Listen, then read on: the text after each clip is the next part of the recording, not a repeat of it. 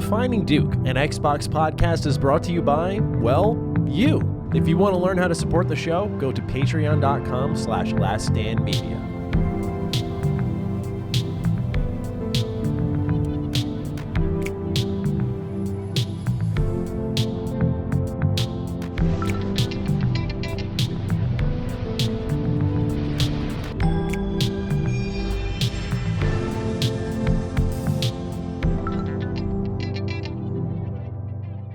Salutations, everybody. It is Maddie here today, and welcome to episode 109 of Defining Duke, an Xbox podcast. Today, I'm joined by, he's going to attend E3 this year, Lord Cognito.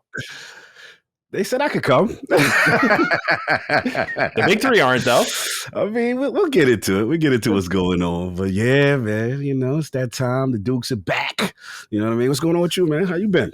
Doing well. I invested in this new... Well, actually, I shouldn't say new. If you pay attention to some of the podcasts, you would have seen in the hallway for the last year and change was a box. Inside that box was down here. You can kind of see it. I got it under the desk treadmill. Now, this is the worst procrastination I have ever done in my entire life because I thought I would need some help setting it up. So I kept waiting. No one was coming through. Anytime someone was here, I didn't want to hassle them about it. So I was like, okay, I'm trying to be kind. Yesterday, I had my breaking point. I was like, screw it. I'm doing it myself. It took me 10 minutes, bro. I was like, wow. I waited a year and change to take 10 minutes out of my day to do that. Disgusting procrastination. But I'm feeling good because I just walked on the treadmill for a nice 45 minutes to an hour. Yeah. And here I am doing Defining Duke. So I'm well. I love it. You know, the health is wealth, the cardio. We talked about it before we started. And I'm trying to do better about it because, you know, sitting, working remotely, doing podcasts. Your boy's sitting too much, and I got to get the blood pumping. Yep. So, yeah, I've been on my cardio. Just health is wealth, I say, as I open up this Gatorade. There you go. Hey, it's better than soda. You know what I'm saying? So, hey. I didn't have anything to eat before this, so I'm like, I need something here. You need something. But now we're going to rock and roll, man. We got stuff to talk about, and I'm excited. Let's get it, man. Absolutely. So for those of you who are already on the Patreon, you know this, but Defining Duke Ultimate episode 103 just went live. We sat down to talk about Xbox's growing premium problem, we're kind of calling it right now. We're looking at GamePass and how it's influencing the way we consume games. In a good way, of course, but we're really looking at games like Redfall, breaking down their deluxe editions, and as well as early access and what that could mean for the future of Xbox games. So it's definitely a topic that we will return to on this show and probably around DDU later in the year when we get more and more Xbox games and we start to get a gauge. But this was more like an insightful precursor, if you will, to what could be for Xbox if they get carried away. Because right now, leadership's been good with the premium stuff, the deluxe editions, but the wrong set of hands gets involved in that, and suddenly we're seeing it escalate. So we wanted to talk about that extensively. That's available over on patreon.com/laststandmedia. You sign up over there. You also get early access to our shows on Thursdays. Otherwise, you freeloaders like last week sometimes get blessed and we drop the episode the day after we record. And we did that for Developer Direct to talk about everything that had occurred. So we hope you enjoyed that. Thank you for supporting us so we can do things like that. It's fun. Yeah, a little stealth drop. You know what I'm saying? Yes, sir. Yeah, true. Yeah, a little shadow drop for the fans. Kind of. I didn't realize that. Yeah, we sort of fit the vibe of the week, didn't we? We fit it. That's what I thought. I was like, yo, that's kind of genius. The way they did it, then we did it. Anyway, we got a lot of catching up to do with the audience. Yes. A lot of people are very invested in what's going on with the Oreos. So we're going to talk about that a lot. But before that, we have a weeks-old correction here from Steve Perry. Now, I always say to the audience, you can write in, you can correct me, and even if it's weeks old, you can do that as well. It's fine. So Steve Perry writes in, hello, dearest Dukes. I'm a week late on this, but I wanted to add some important context to the conversation around the Rocksteady/Suicide Squad situation. Maddie, you've often expressed concern that Rocksteady has been working on Suicide Squad for 8 years, and that gives you pause as you look ahead to the release of the game. However, in the years following the release of Arkham Knight, there were well-founded rumors for years that Rocksteady was prototyping a Superman game, but every prototype ended up being rejected by WB. All of that is to say that, although it has been 8 years since Rocksteady's most recent release, it's unlikely that all of that time was spent on Suicide Squad. Still, fair to be cautious about Suicide Squad or concerned about Rocksteady in general, but to me, given this context, there's nothing to worry about yet. You guys make long commutes feel short Keep up the killer work. Thank you, Steve, for that interjection on the rumors. That is true from what we have heard, although it's not officially confirmed, but they are well-founded. That is correct. I still think there's a lot of room for concern because they weren't able to convince WB and they were like their superstar studio. I'm not saying that you were disagreeing with that, Steve, but thank you for writing that in. We appreciate it. Homie, Steve. That's lawsofgaming.net. That's my guy. Oh, really? Perry. Cool. Yeah. He's a good dude. Good dude. Yeah. If he mouths off and corrects me again, though, you're going to fire him, right? All right, there we go. Listen, I'll pull him to the back. We had to reprimand him. Nah, that's the homie, but salute. All right. Well, next up, we got Nevitz. Important follow-up here, Cog. Very, very important follow-up here. All right. What's going on? Duke Boys, Oreo milkshake update. Maddie asked if my brother would mix flavored Oreos in with his milk. I can say he is somewhat normal and only mixes in regular Oreos. So this is the fella, by the way, who would it's the guy. take the Oreos and just smush them down and crush them in the milk. Weirdo, right? Prison behavior. Straight up. We're going to move on. Nevin says, but since I threw my brother under the bus, it's only right that I tattle on myself. When I was a kid, I would split every Oreo apart and use a butter knife to scrape out all of the cream of a normal Oreo. I would then dunk each plain chocolate cookie in the milk and eat it.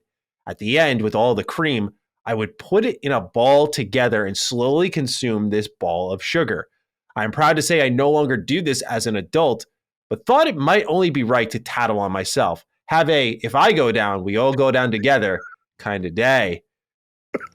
So this family's just fucked up is what I'm getting here. Right? This is what I'm getting here. Still some disturbing habits right here, man. This is bad, man. This is really bad. I was just trying to figure out what's going on with his life. Like, you know what I'm saying? But he's out of that dark period. You know what I'm saying? Yeah. He was doing these things. But bro, you scrape the Oreo part out with a butter knife. Then you rolled it up in a ball. Yeah, bro, imagine shaking this dude's hand nowadays where that's in. Oh, no. What is going on? The texture of that to then make a ball. And then what he said he'd do, and then slowly consume. He would eat the sugar ball. That's wild, right? The worst part of the cookie is the cookie part. You have it because it mixes well with the cream. When you eat the cookie on its own, just, bro, go buy a pack of crackers. Go get Triscuits or something, man. What are you doing, Nevitz? Nevitz, bro. I love you though. Respect to the honesty. He put himself out there. He's like, you know what? I used to do this back in the day. Fucked around and he found out. I don't know. He will respect it, but he came into my domain. So I'm gonna condone this behavior and try to set him straight. Make sure he stays straight on the right Oreo path. We gotta make sure he's on the right path. You know what I'm saying? We gonna keep checking in on you, brother. Of course, yeah. We gotta make sure he's doing all right. We're gonna start up an Oreo rehab program. Make sure there's no submitting the milk into the cookie for more than 2 seconds at a time, all that type of stuff, right? So no doubt, there is a craft to it. Truly is. Yes. But now we move on to Pop-Tarts. Okay. Richard Oplinger writes in, hello, Maddie and Cog. I haven't written in before. Get this. We've had so many conversations on this show, but the Oreo is what pulls this man out. I love that. I love the energy LSM brings from I love it. Yeah, they be bringing it. You gotta love it. I haven't written in before, but had to share a story based on a conversation about dunking foods in milk. When I was in middle school, my best friend would take strawberry Pop-Tarts, tear them up, and put them in his chocolate milk carton every day. He would then eat them out of the carton with a spoon. Easily the most heinous shit I've seen in my life. Keep up the good work and let Cog know I'm sorry about his 49ers. Sorry about Purdy, man. That was disastrous. That hurt. I mean, this is not meant to be, bro. It's not meant to be at that point. You guys got so many injuries. Yeah, you know what I'm saying? But salute to him. And now I'm hearing, they say Tommy John. Oh, so now, really? Bro, I'm devastated. I'm like, it was like, we finally got something because I hate Jimmy G. So I'm just like, we got a competent. Oh, I can't stand him. He's a model. You said hate. That's a rare I do not like Jimmy G. My love affair with that man is over. It's done. Can't get him farther away from the roster. But anyway, moving on. Thank you for the kind words. But we got to talk about these behaviors, man. These Pop-Tart behaviors, man. What's going on? So your man, his best friend, would tear them up, put them into chocolate milk carton every day. They would eat them out the carton with it. What is going on? Why are we so destructive with the food? That's what I've noticed. Yeah, why do we got to peel it apart? Why we got to break something down and tear it up and put it in something? What's going on? This is very destructive. I'm concerned with these kids right now. What's happening? Yeah, the youth is sick. I will call myself out on Pop-Tarts though. All right, let's go. I shouldn't say call myself out. I will defend my position on Pop-Tarts preemptively. So I've never put a Pop-Tart in a toaster oven before or anything like that. I've had them dry, and whenever I want it warm, I put it in the microwave. And I know that's kind of like a foul play, but people have insisted, like, oh, you got to put it in a toaster oven. I'm like, it's a Pop-Tart. It's supposed to be a quick food. Like, it's microwave or bust. At that point, if I'm putting in the toaster oven, I'm going to take actual bread. I'm going to start decorating with like peanut butter and jelly, whatever. Like, at that point, we're defeating the purpose of buying the Pop-Tart in my eyes. So I'm a big microwave Pop-Tart guy. Like, I'm a big advocate for it, but I prefer them dry. Like, this mushing it up into a milk carton is sacrilegious on multiple levels. So I saw you pointing at me. I'm assuming we're on the same team here. Yo, I thought I was the only one. I'll be having my Pop-Tarts raw. Straight like that. Like, bro, I don't know what it is. I mean, I think I usually get the ones, obviously the frostings and stuff like that, the strawberries and all that. But like, yeah, like I don't have a problem with it regular. Like I've actually had, like, to me, it's effort. Now I gotta go. Now you want me to go put it in the toaster and then like food. Yeah, like you, I feel the toaster is synonymous with bread. So the only time I've ever somebody said, "Yo, just at least warm it up, Carl. It's like, warm it up. Don't be a savage. Don't rip it out. Just eat it." So I was like, all right. So I threw it in the microwave. They was like, "You threw it in the microwave?" I was like, "Yeah, it's 10 seconds. Boop boop. And let's go." It's soft. It's great. I recommend people give it a shot. Look, a lot of my pasta is consumed through the microwave. I tell people all the time, like, I will boil pasta in the microwave if I'm just feeling like I got to step away and I need pasta today. That's what I do. Go find yourself. It's called the Fasta Pasta. Fasta pasta. It is insane. It boils the water. It cooks it just fine. Like, it is insane. So that's my food tip for the day. But now we move on to Casey Sislowski. I apologize if I mispronounced your name. Mm-hmm. What's up, my double D's? Got an Oreo story for you. I told y'all that came out of the woodworks. This is most of our write-ins. Yeah, they came through. I want to know on a scale of 1 to 10 how evil this is.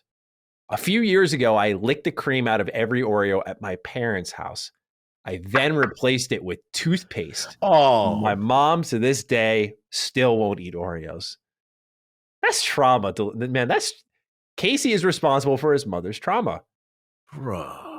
Like, that's some joy you do to like your enemy. That's like some kid that bullied you and then you like, yeah, this is revenge. You know what I'm saying? Like, that's that type of energy. Like, bro, like, what did you toothpaste, my guy? Yeah. That's pure evil. That's definitely it's 1 to 10. Yeah, that's 10 level evil. That, like, what did she do, bro? So, like, you gotta follow that up. Oreos had 39 cookies, 39 to 45 cookies in a package. Mm-hmm.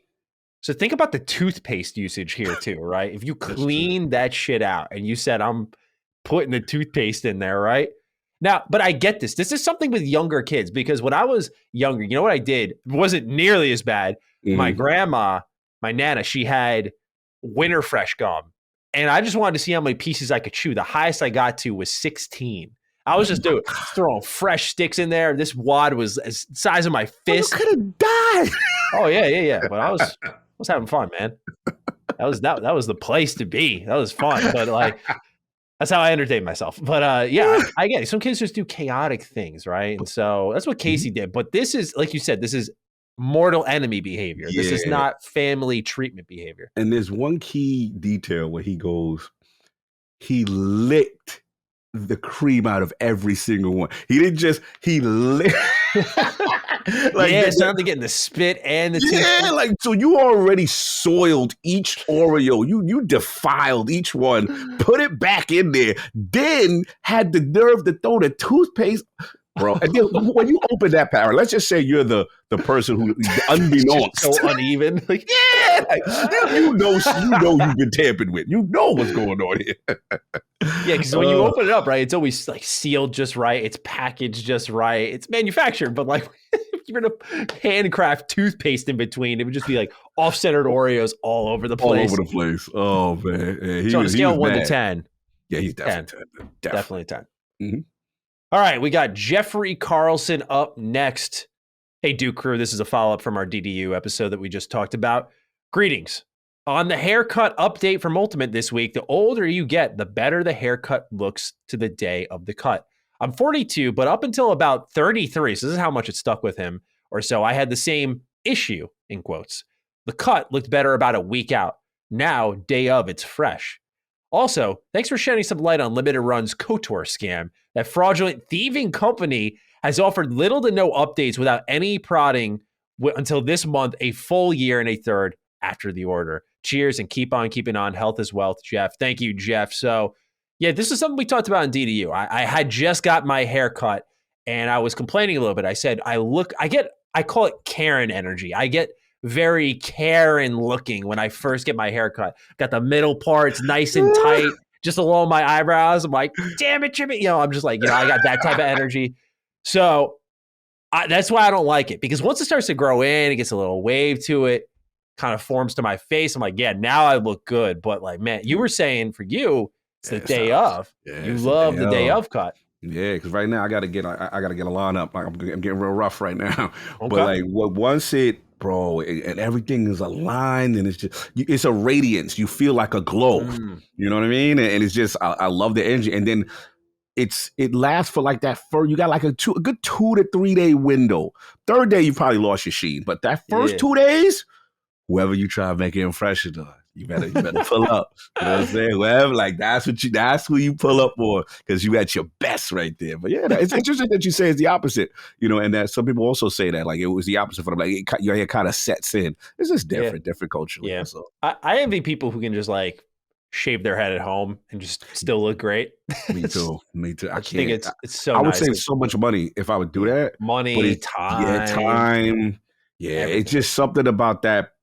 A professional barber's the care involved with it. You know what I mean? Hedging, I like the production value of it. Yeah, it's of course. Nice. I look fresh. Yes. All right, we got one more write-in, then we got some gaming news here. We like to talk about Oreos and help people out at the dinner table, if you will, but we also like to help them out in other ways. Gare Kelleher writes in, "Hey Dukes, I have a gaming issue and I'm wondering if anyone out there suffers from it too. I'm addicted to podcasts and audiobooks. I listen to them so much that I mute every game and opt for subtitles instead. As you may imagine, this cuts out a huge aspect of each game, and none more so than the recent surprise drop Hi-Fi Rush. Audio is so integral to that game that, big sigh, I probably won't play it. I need help. This can't continue. Save me, Dukes. P.S. Code Veronica doesn't have subtitles. WTF Capcom. Big love from Cork, Ireland. Shout out to you, Gar. Gar, we're here to help you. This is, you've listened to probably hundreds of podcasts and books as you've done God knows what, but we're the ones who are about to pull you out of this mess and maybe hurt our viewership in the process, but that's okay as long as you're doing better. Cog, do you have any opening advice for our friend here? I mean, I've heard of this dilemma. I've heard of people. This is my first encounter with it. Yeah, I've heard of people say, yo, bro, like I don't listen to the music in games. And I think even on Constellation, did Colin say he mute all the commercials? Yeah. And like I'm starting to hear things where people like they mute or they just completely, don't listen to certain aspects. Now with gaming, bro, you're doing yourself such a disservice. Like immersion. The number one thing I can think of is like, imagine a person doing that playing Hellblade. Yeah. Like, how do you, like that sound is so key and integral to that game. So the advice I would say is another one that comes to mind. Yeah. What this is, I'm gonna tell you what this is. This is really a podcast addiction and an audiobook addiction. That's what this is. So what it is they continue, like, do it on your commute, do it on, a treadmill. But when you come home and get in front of that TV, that's the sacred place. That's supposed to be you and the controller and the screen. And you're supposed to be absorbing the information and Hi-Fi Rush and the music's jam. Like you owe the creator your attention.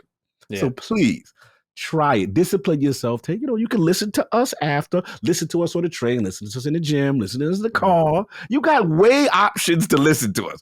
But when you're in that sacred place, especially those quality AAA or whatever experiences, give it its due, man. Yeah. That's what I think what I'll throw out there is, like, for example, we play a lot of video games, but one of the best things about playing them now is as an adult, I kind of earn that time. So I'm away from them for most of the day. So when it's time to play, I can indulge. What's happening, Gar, is you are sounding like you're just consuming audiobooks and podcasts when you can, even when it's interrupting with something else. And I can't imagine you're absorbing what's in the game if you're reading what's on screen while listening to something else, you're probably just glancing over what's happening and just playing a thing. And that's fine, right? Like have a podcast game, right? Like a Destiny 2, something where you can play an MMO. You don't have to really dial in. Like when I play MMOs, I typically just turn on music. When I play MOBAs, I just turn on music. Like the audio is pretty much off. Like you can have those games that are just like engaging on a play basis and you're using the other part of your brain to listen to something. And that thing can be your book, your podcast. But if you're playing story games, man, like Cog said, you got to honor the creative and give them a shot, right? Especially when it's Hi-Fi Rush. Yeah, it's good. You're reflecting. That's important. But take a step away from them, because typically what you realize when you really are like addicted to something is it's even more rewarding when you step away from it and you create that discipline. So when you're like away from the podcast and audiobooks, when it's time to get on the morning commute, for example, you actually may dig it a lot more. You may look forward to that morning commute more than you previously did. Or when you get out of work, you might actually fire it up and be like, okay, this is my audiobook window. My fiance actually loves audiobooks, but she disciplines herself. It's like a commute thing. So like when she's driving to my place or when she's going to work, she listens to them, and she'll sometimes associate them with cleaning household or doing household tasks, like cleaning the house. She'll throw in her headphones and do whatever she's got to do. And so she gets technically 2 hours of passive audiobook time in that way. So that would be my suggestion to you. Find other places to fit it in. But if you're going into another entertainment medium, like a movie, for example, you're not going to mute the movie, right? Thank you. Good call. That's my suggestion to you, Gar. But at the end of the day, with every single addiction, it takes discipline, right? To say, enough's enough. You've recognized it, to be like, enough's enough, and I'm out. That's it. No, absolutely. And that's a great point. And last thing, I think he's missing out on tone, right? Because think about when you go into an area and it's somber. Think about a sad part or, a happy part in the game. Just energy, mood, you miss out on that without the sound. You know what I mean? And then, like you said, your mind is not necessarily focused 100% on the narrative as well. So, yeah, do what Maddie said, man. Use those other times to focus it and say, okay, I'm looking forward to it. So this is what I'm going to really attack the audiobooks and those podcasts. Break up your day. That's the thing I was learning this year is like, I'm actually more efficient with my games now, even though I don't play less, so to speak, but I just play them at different times because I'll maybe like make an hour for a book or a show, an episode of a show. And I find myself like towards the end of the show kind of getting happy, like, oh, we'll play some games after this. Like I've really done a lot of different things today. So try it out, Gar. I think you'll thank yourself at the end of this process. No doubt. Salute. All right, time for gaming news. Starfield. Let's start off with that, shall we? Starfield is playable from start to finish, according to Jez Corden. Quote, "We have it on good authority that Starfield's launch date isn't yet set in stone.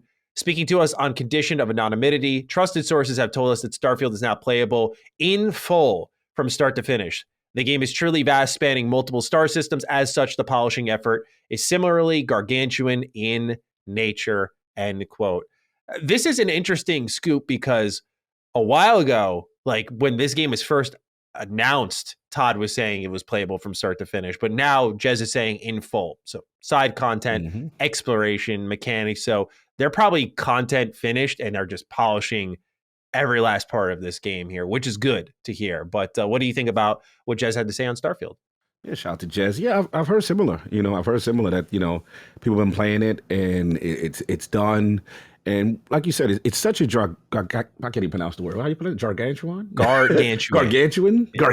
There you go. Yes, there you go. Got my pronunciation. So, it's so large that you have to really give the care, to really flush this out. We know the history, right? We know the history as far as, Bethesda and maybe some bug situations here and there. But, you got to make sure the quest lines are running smooth. Everything, the systems are interacting. And then the worst thing you want is like those game-breaking bugs, which you can't, catch, that really won't advance a quest line. It really could frustrate. So this is where QA comes in. This is where that enhanced testing, running it back a million times and just, dotting the I's, crossing the T's. You got to do it with a game of this nature. And then the most important thing, that's why I'm on this quality kick, is just like, this game is too important. This game is way too important. It can't. Yeah, for you to just lollygag and just get it out.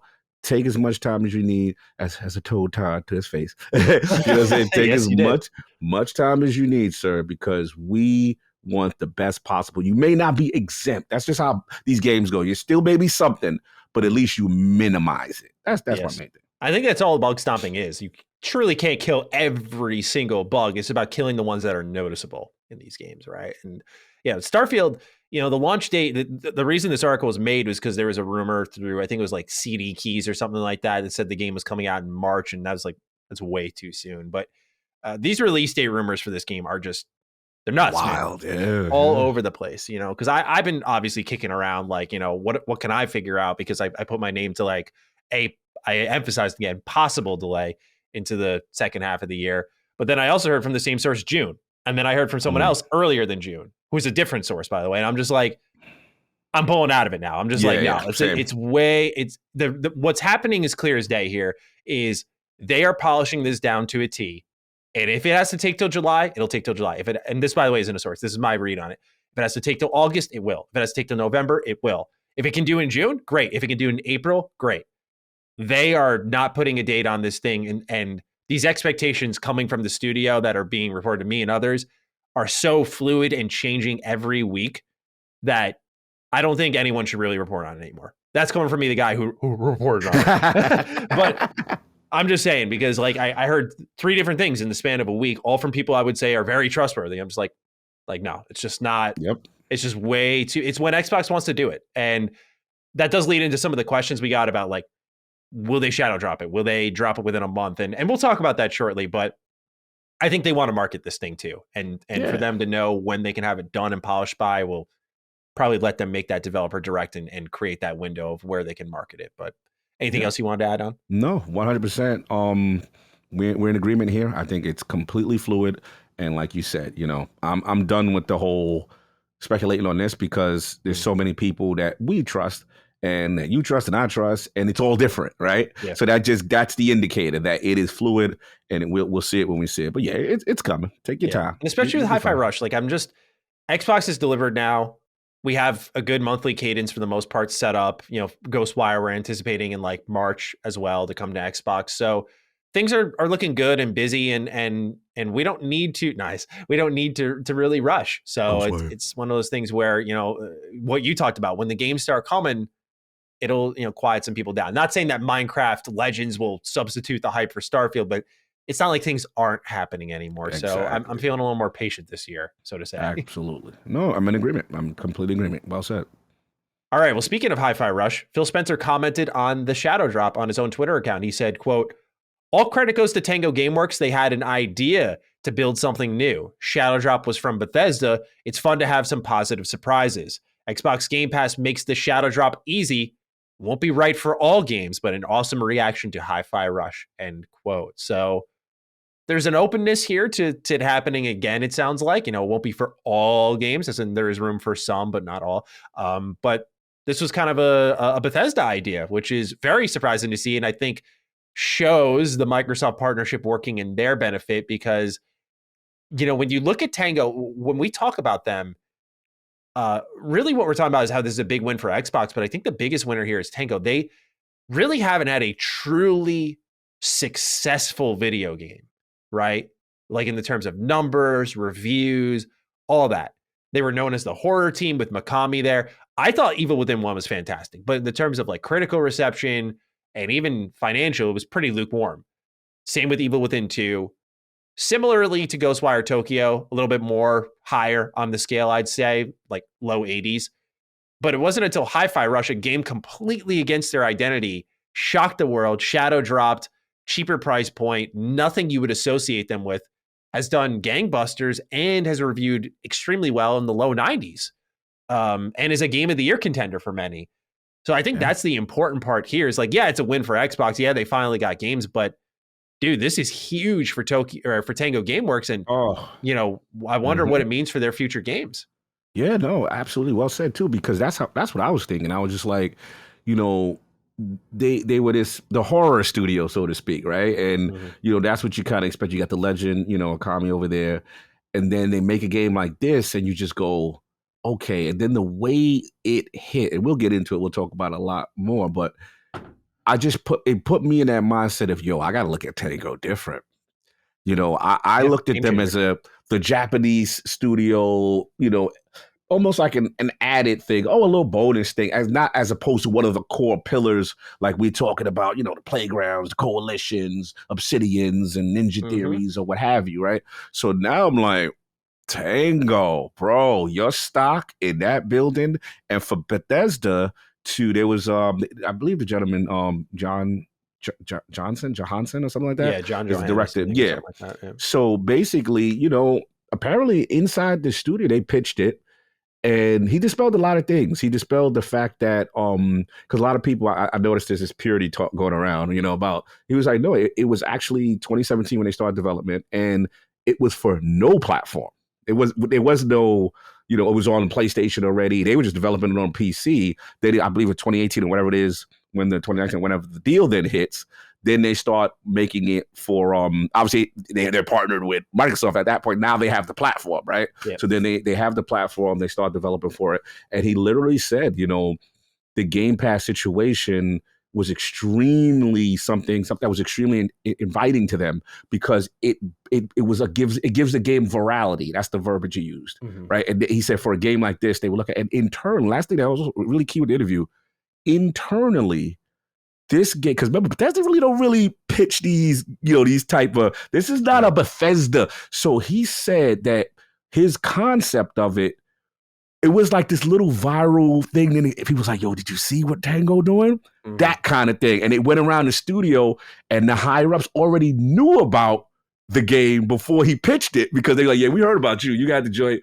with the 9-inch nails and the thing. They were like, yeah. So it had an internal buzz, and it was really cool to hear him talk about it. It's a great thing. I forgot the gentleman's name we interviewed with. I believe one of the former Game Informer guys.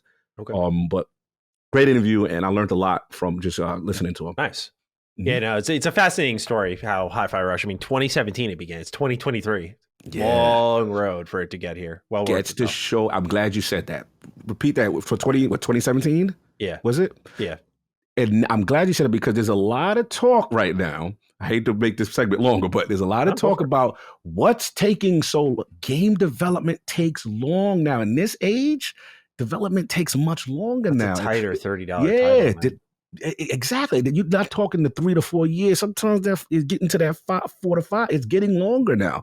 And now you get a quality game as a result. So keep in mind, in pandemic and remote, that's the other thing. When you work remote, it's not the same. It's a different energy. And I want people to get, this is across the board for everybody. Xbox, PlayStation, Nintendo. Game development is different now. It's a little longer. This one was interesting. Redfall will require a persistent online connection even when playing in single player. Not too surprising given the co-op nature of the game, the potential live servicing nature of the game, but still a frightening sign of times that are arriving that our single player games do require that online connection. What's your take on this? Yeah, a little annoyed. You know what I'm saying? I mean, obviously, I'm not a fan of it, but then again, I don't know how the systems work. I would like single player games to, I mean, it's not a single player game, but I would like the single player version of it to be offline playable, right? You always would like that. Now, I would, shout out to Jez, he had a comment on this. I would like to know if, as a result of that prevents what I consider the tethering aspect. So, like, for example, when you play State of Decay is like, okay, you guys, all 4 of us, can go only within this 2 or 3 block radius from each other. I'm very curious about tethering in Redfall. I want to learn a lot. So I don't think they've outright addressed that you can't, like, there's any type of radius or limit. Yeah, they said, I think they didn't say there was a major radius of some kind. Right. So the question is, sometimes one of the benefits may be, I don't know about the game design on this, but one of the benefits of maybe doing it on an online portion of it is that you don't have that tether restriction. So we'll see. I don't know, because I would love to ask Arcane this once, as we find out as it gets closer to release. Yeah, absolutely. Next up here on the list, Phil Spencer. He has said he is more confident than he was a year ago that the Activision deal is going through. We haven't really talked about the Activision deal in a while, so he's puffing his chest out a little bit, saying he thinks it's going down. Yeah, this is very surprising to me. It is very surprising. In the face of the FTC, he's feeling good. I've been keeping my head low since waiting for my man Hogue to yes, sir. Well, get better, brother. Get better. Yes, yo, I see you moving. I see you shaking. Keep the rehab up, brother. I know that's one of the hardest things. But no, what I've been low on it, but everything I saw seemed to be negative, right? It seemed to be, there's a roadblock here, and this is gonna block here. For Phil to come out and say this, it sounds like something. Or he's just, trying to move the PR in the other direction a bit. Yeah, just shift the narrative a little bit here because, Microsoft did say that they're, willing to make it where the deal doesn't have to be approved until after May 1st. So they're willing to move the goalpost back as well to get it done. They're trying to be amicable, if you will. Mm-hmm. But, my gut just tells me Phil's trying to swing the conversation. That's it. Okay. I'm on people on Twitter going like, Phil's more confident than ever. He got me fooled right now because if that's the case, I'm like, it's not bad to believe what he's saying. Because I guess for me, I'm like, let's just say is what you said, right? Let's just say exactly what you said. Okay. I'm thinking like, well, what benefit is it for you to say that you confident? Ain't you gonna anger the people that's like, they're gonna want to strike it down? Boy, I don't know. Fair. No, it's fair. But again, you could be right too. I really, we don't know what this, we gonna wait. That's how I look at it until this thing finally is over one way or the other. Back on Hi-Fi Rush, it ranked in the top 10 games for Steam in the selling category, the top selling category at number 5 at one point during its launch week, only beat out by the likes of Hogwarts Legacy, Steam Deck, and Dead Space Remake. So some pretty good competition. Meanwhile, Forspoken, just on a side note, did not chart. So Hi-Fi Rush selling really well despite the day one Game Pass shadow drop.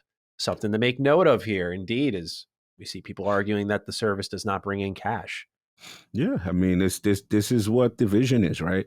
When you have quality games and you have the virality behind it, but no marketing. Let's be honest, it had a disadvantage. Mm-hmm.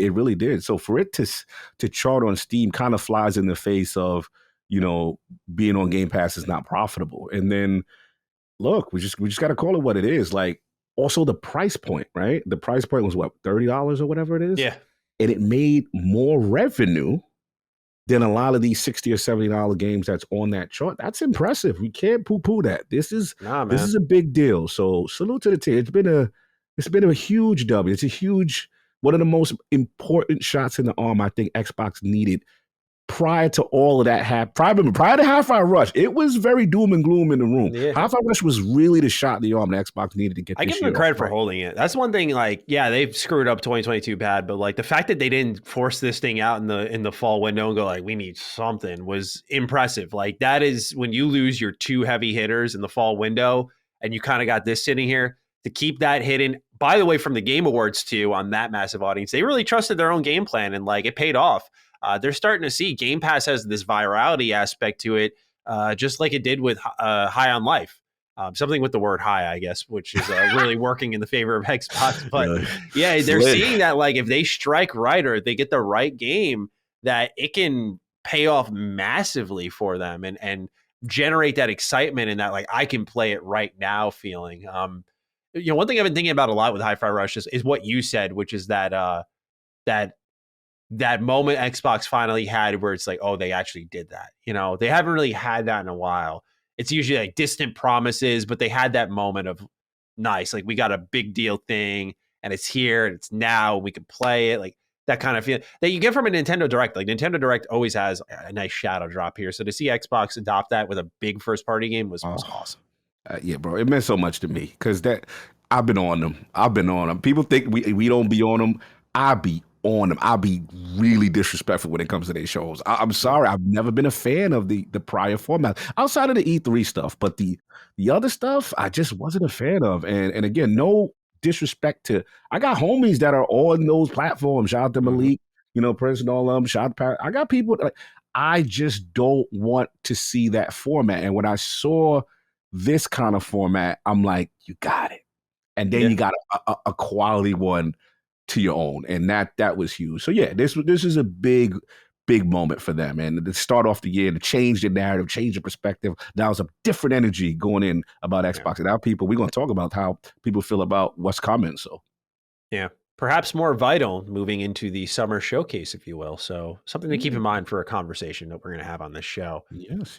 Up next, Age of Empires 2. Real quickly, just wanted to address that it is now out on Xbox consoles. So another little mini first-party drop has occurred in the month of January. You can go ahead and download it on Game Pass. Check it out. I have yet to. I don't know if I'll get around to it. I am pretty swamped with reviews and my replay of Dead Space Remake. So I'm enjoying myself right now. You enjoying yourself? Oh, you played it again? Bro, you want to talk about the biggest fucking 180 of my career right now? It's what I was saying before and after the launch of Dead Space Remake. I wasn't disrespectful, but I was wild skeptical about it. And to like come out on the other side and be doing a second playthrough, plasma cutter only. I'm gonna have one achievement left. It's the impossible mode one. Like, I'm loving this game. Some of the changes they made are beautiful. I'm trying to get the secret ending right now. So just what a 180. But I'm happy for you, bro. Back on track. Age of Empires 2, it's out. You planning on playing? Yes, we're going to review it for lordsofgaming.net. I'm actually I want to test. I told one of my editors is going to review it. Hit me up because I want to do the co-op test, and then I want to see how it translates with controller. I'm hearing really positive things. Yeah, about a lot of people. Really so we extended our review because we want to do a little bit more extensive testing and stuff like that, the different experiences. Nice. So we kind of did the embargo thing. Yeah. You know what I'm saying? Do a more what a difference maker hitting embargo is. You definitely we definitely missed the zeitgeist. But it's about the experience. But yeah, I am going to play. I'm going to play. Nice. Yeah, I'm hoping to get around to it, but no promises. Yeah, no promise. Xbox Series X and S consoles are jumping up by 5,000 yen or $40 as a U.S. equivalent. This is in the region of Japan. Chris Yaunt writes in, "Hello, Dukes. I hope this message finds you well. With Microsoft's recent announcement to the increase of Xbox Series X and S consoles in Japan on February 17th, do you think they will be increasing the price of both consoles in other regions as well?" We're seeing them make some cost-cutting moves across the board, man, and they got to account for inflation in many places. I feel like, do you feel they're going to avoid every region but the United States? Because that's like their dominant market right now, right? Yeah, it's got to be. Look, we gotta keep the same energy. Yeah. At least I do. You know what I mean? And a lot of people were not happy when PlayStation rose the prices up, right? Mm-hmm. And, we macroeconomics and all the stuff we heard. But at the end of the day, we felt, hey, Xbox is in position, right? They're the big corp. This is a big moment for you. And what this is showing me is that corporations have made a decision and that they are not willing to take those financial hits in this economy. And I was surprised to see this. I'll be honest. Especially in Japan. I'm like, you guys crazy? The region you're trying to grow in the most? Take the loss there. That's what I was thinking. I'm like, yo, you just finally making some headway with the Series S is the darling.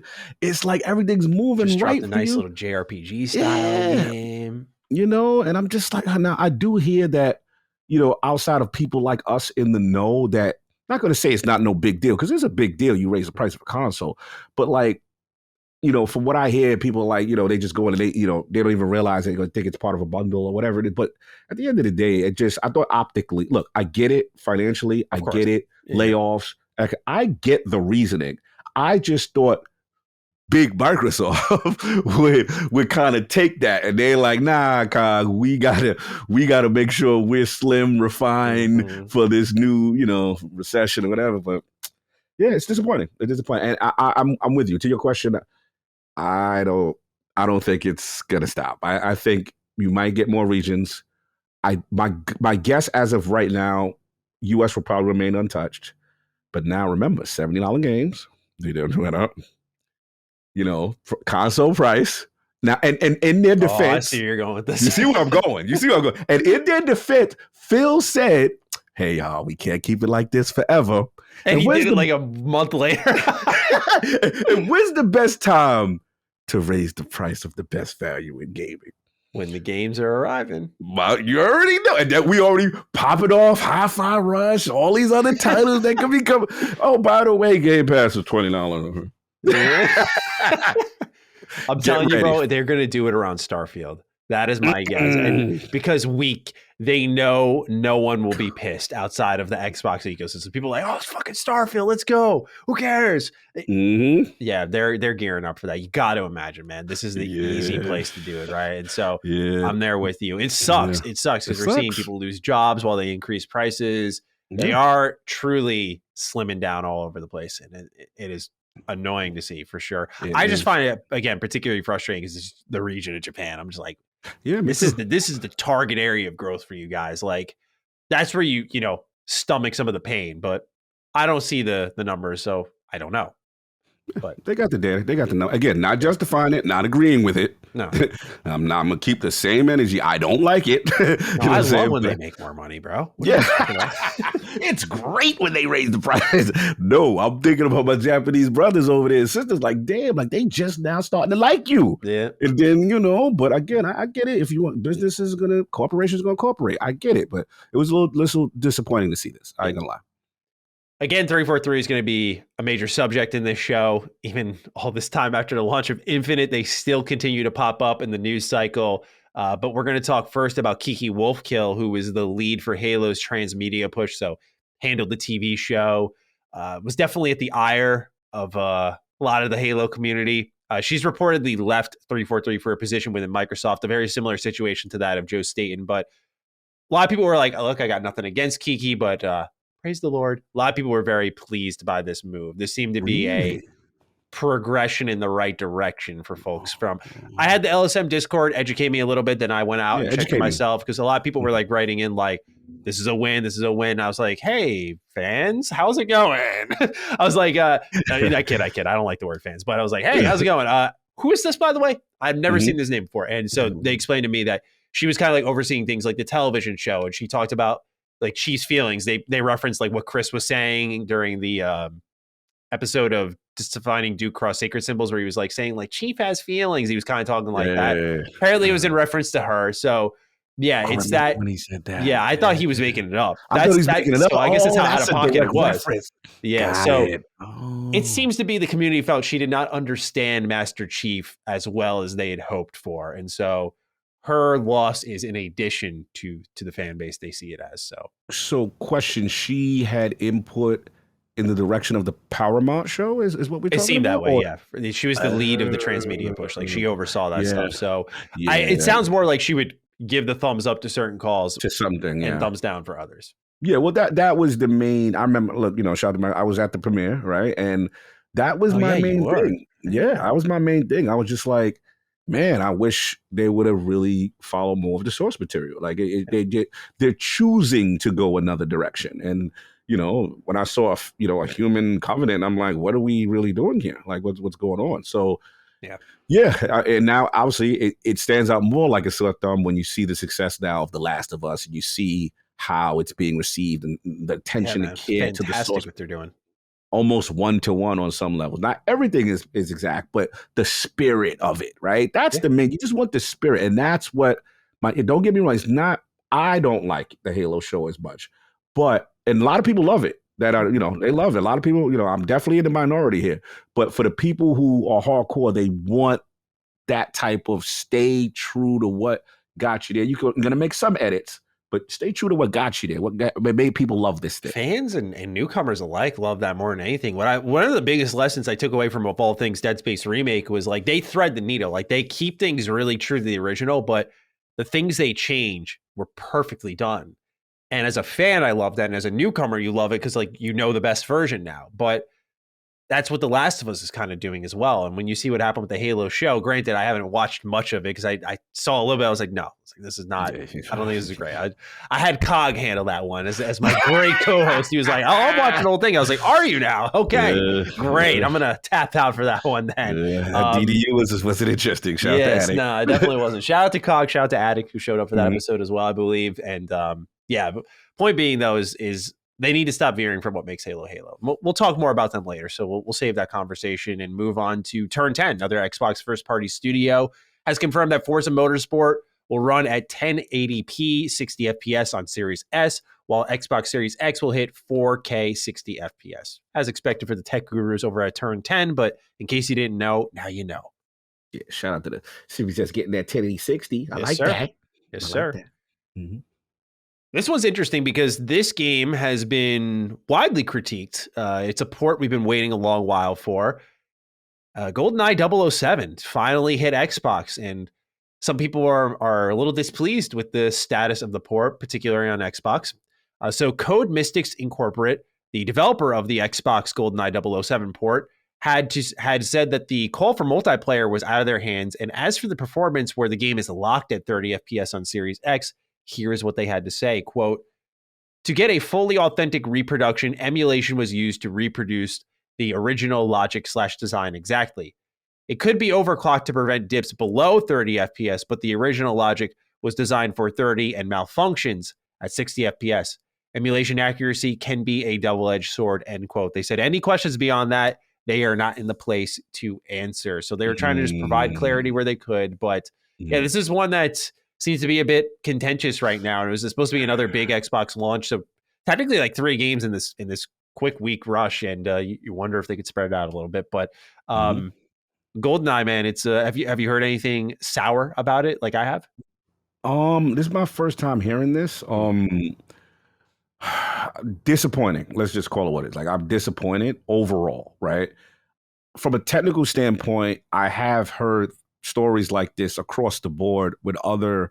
See, I thought it was a remake though, so they just really it's really kind of a remaster. Yeah. Okay, so in defense of the dev, if they use the emulation tech, I've heard stories like this where you're trying to reproduce it and it just doesn't run the way it should at 60 just because it's not a flip the switch kind of thing, right? Yeah. I've heard this even with the shout out to Jason Rado, the Back Compat team, and then I've heard these type of stories before, and even sometimes one bug can throw things off. So I've heard it. That's why it's unfortunate that it's not a remake, so to speak, so that they wouldn't have to go through that. But yeah, I'm not. Listen, 30. We had the discussion about Starfield and 30, right?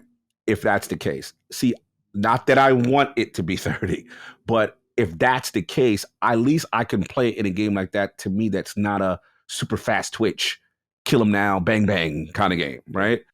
GoldenEye is kill him now, bang bang kind of game to me, and that's where the 30 really gonna bother a guy like me, you know what I mean? So yeah, that's not getting booted up or not super interested, but I still haven't played that game to this day. So one of these days, I might though boot it up, download it, and press pause because it has the go pause music. Oh yeah. Oh, that GoldenEye, that hit different when you hit that pause. So good. Yes.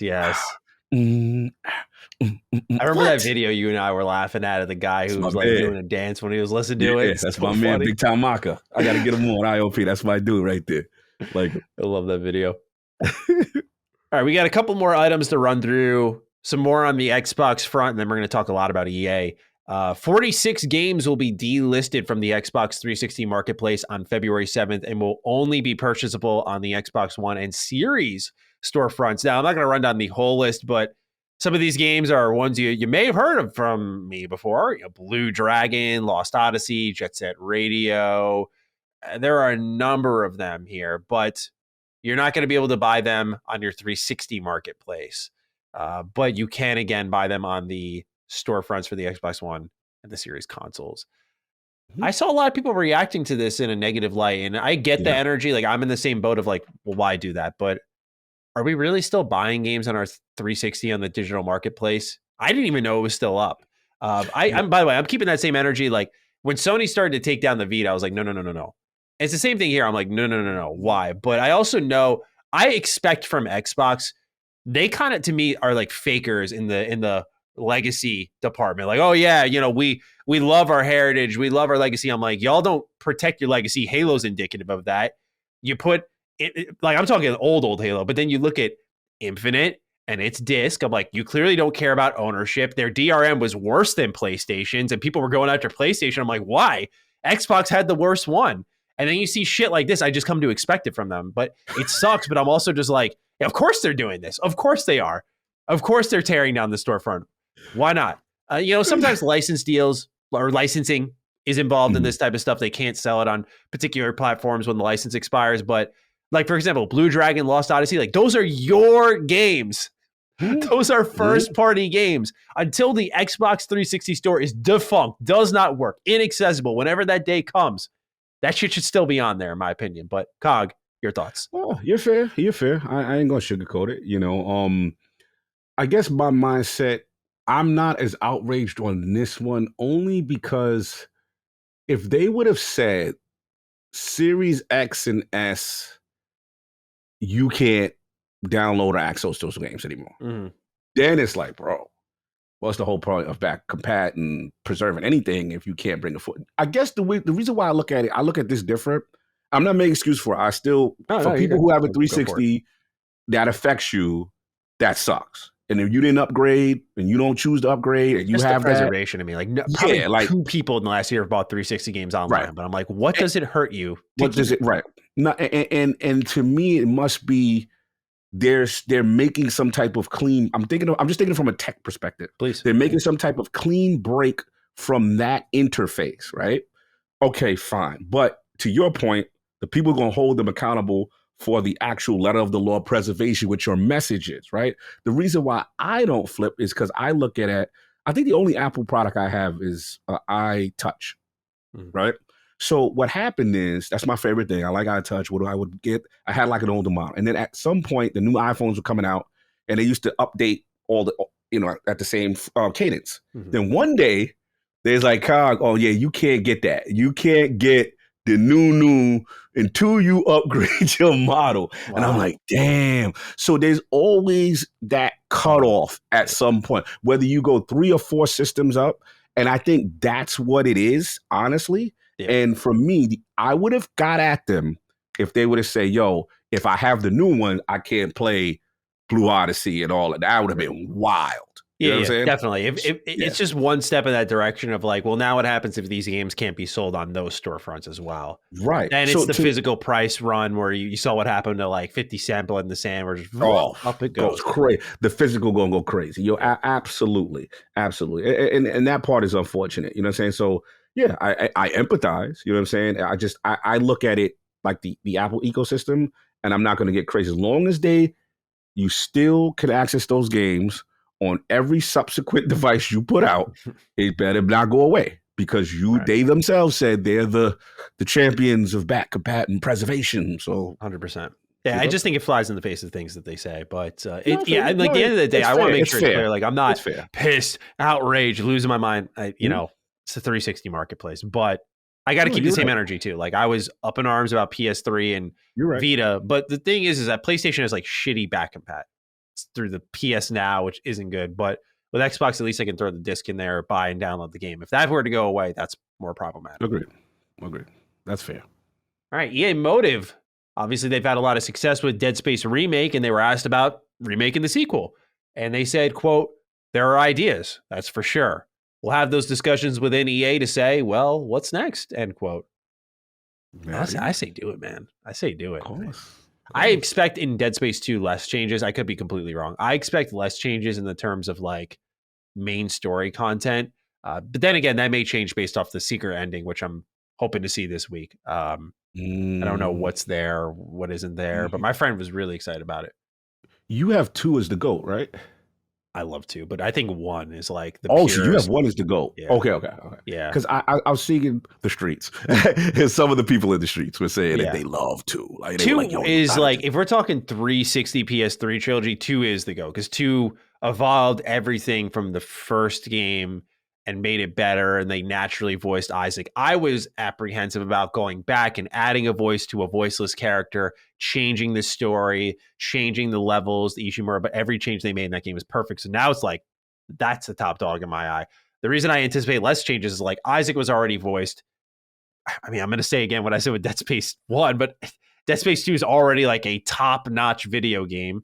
So I'm just, it wasn't like you were getting on the tram every level.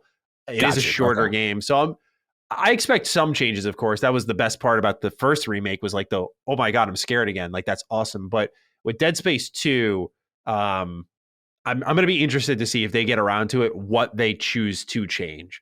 Because again, a lot of what we saw be added into Dead Space 1 retroactively was stuff from Dead Space 2. So it's going to be more of the same. And I could see them kind of looking at that and going, well, that's sour. But You need that to get to 3, which needs the remake more than any of those games. And that's not my bias. Like, that game has invisible loading screens up the ass. It's got really bad exploration. It takes out all the horror elements. If they remake that game from top to bottom, I will be so thrilled. I don't care how long we got to wait for it.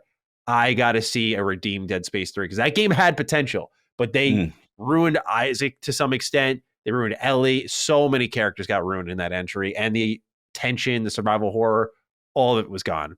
It's just so that's what I want them to get to. And if we get just a Dead Space 2 remake and it's just Dead Space 2 again, fine by me.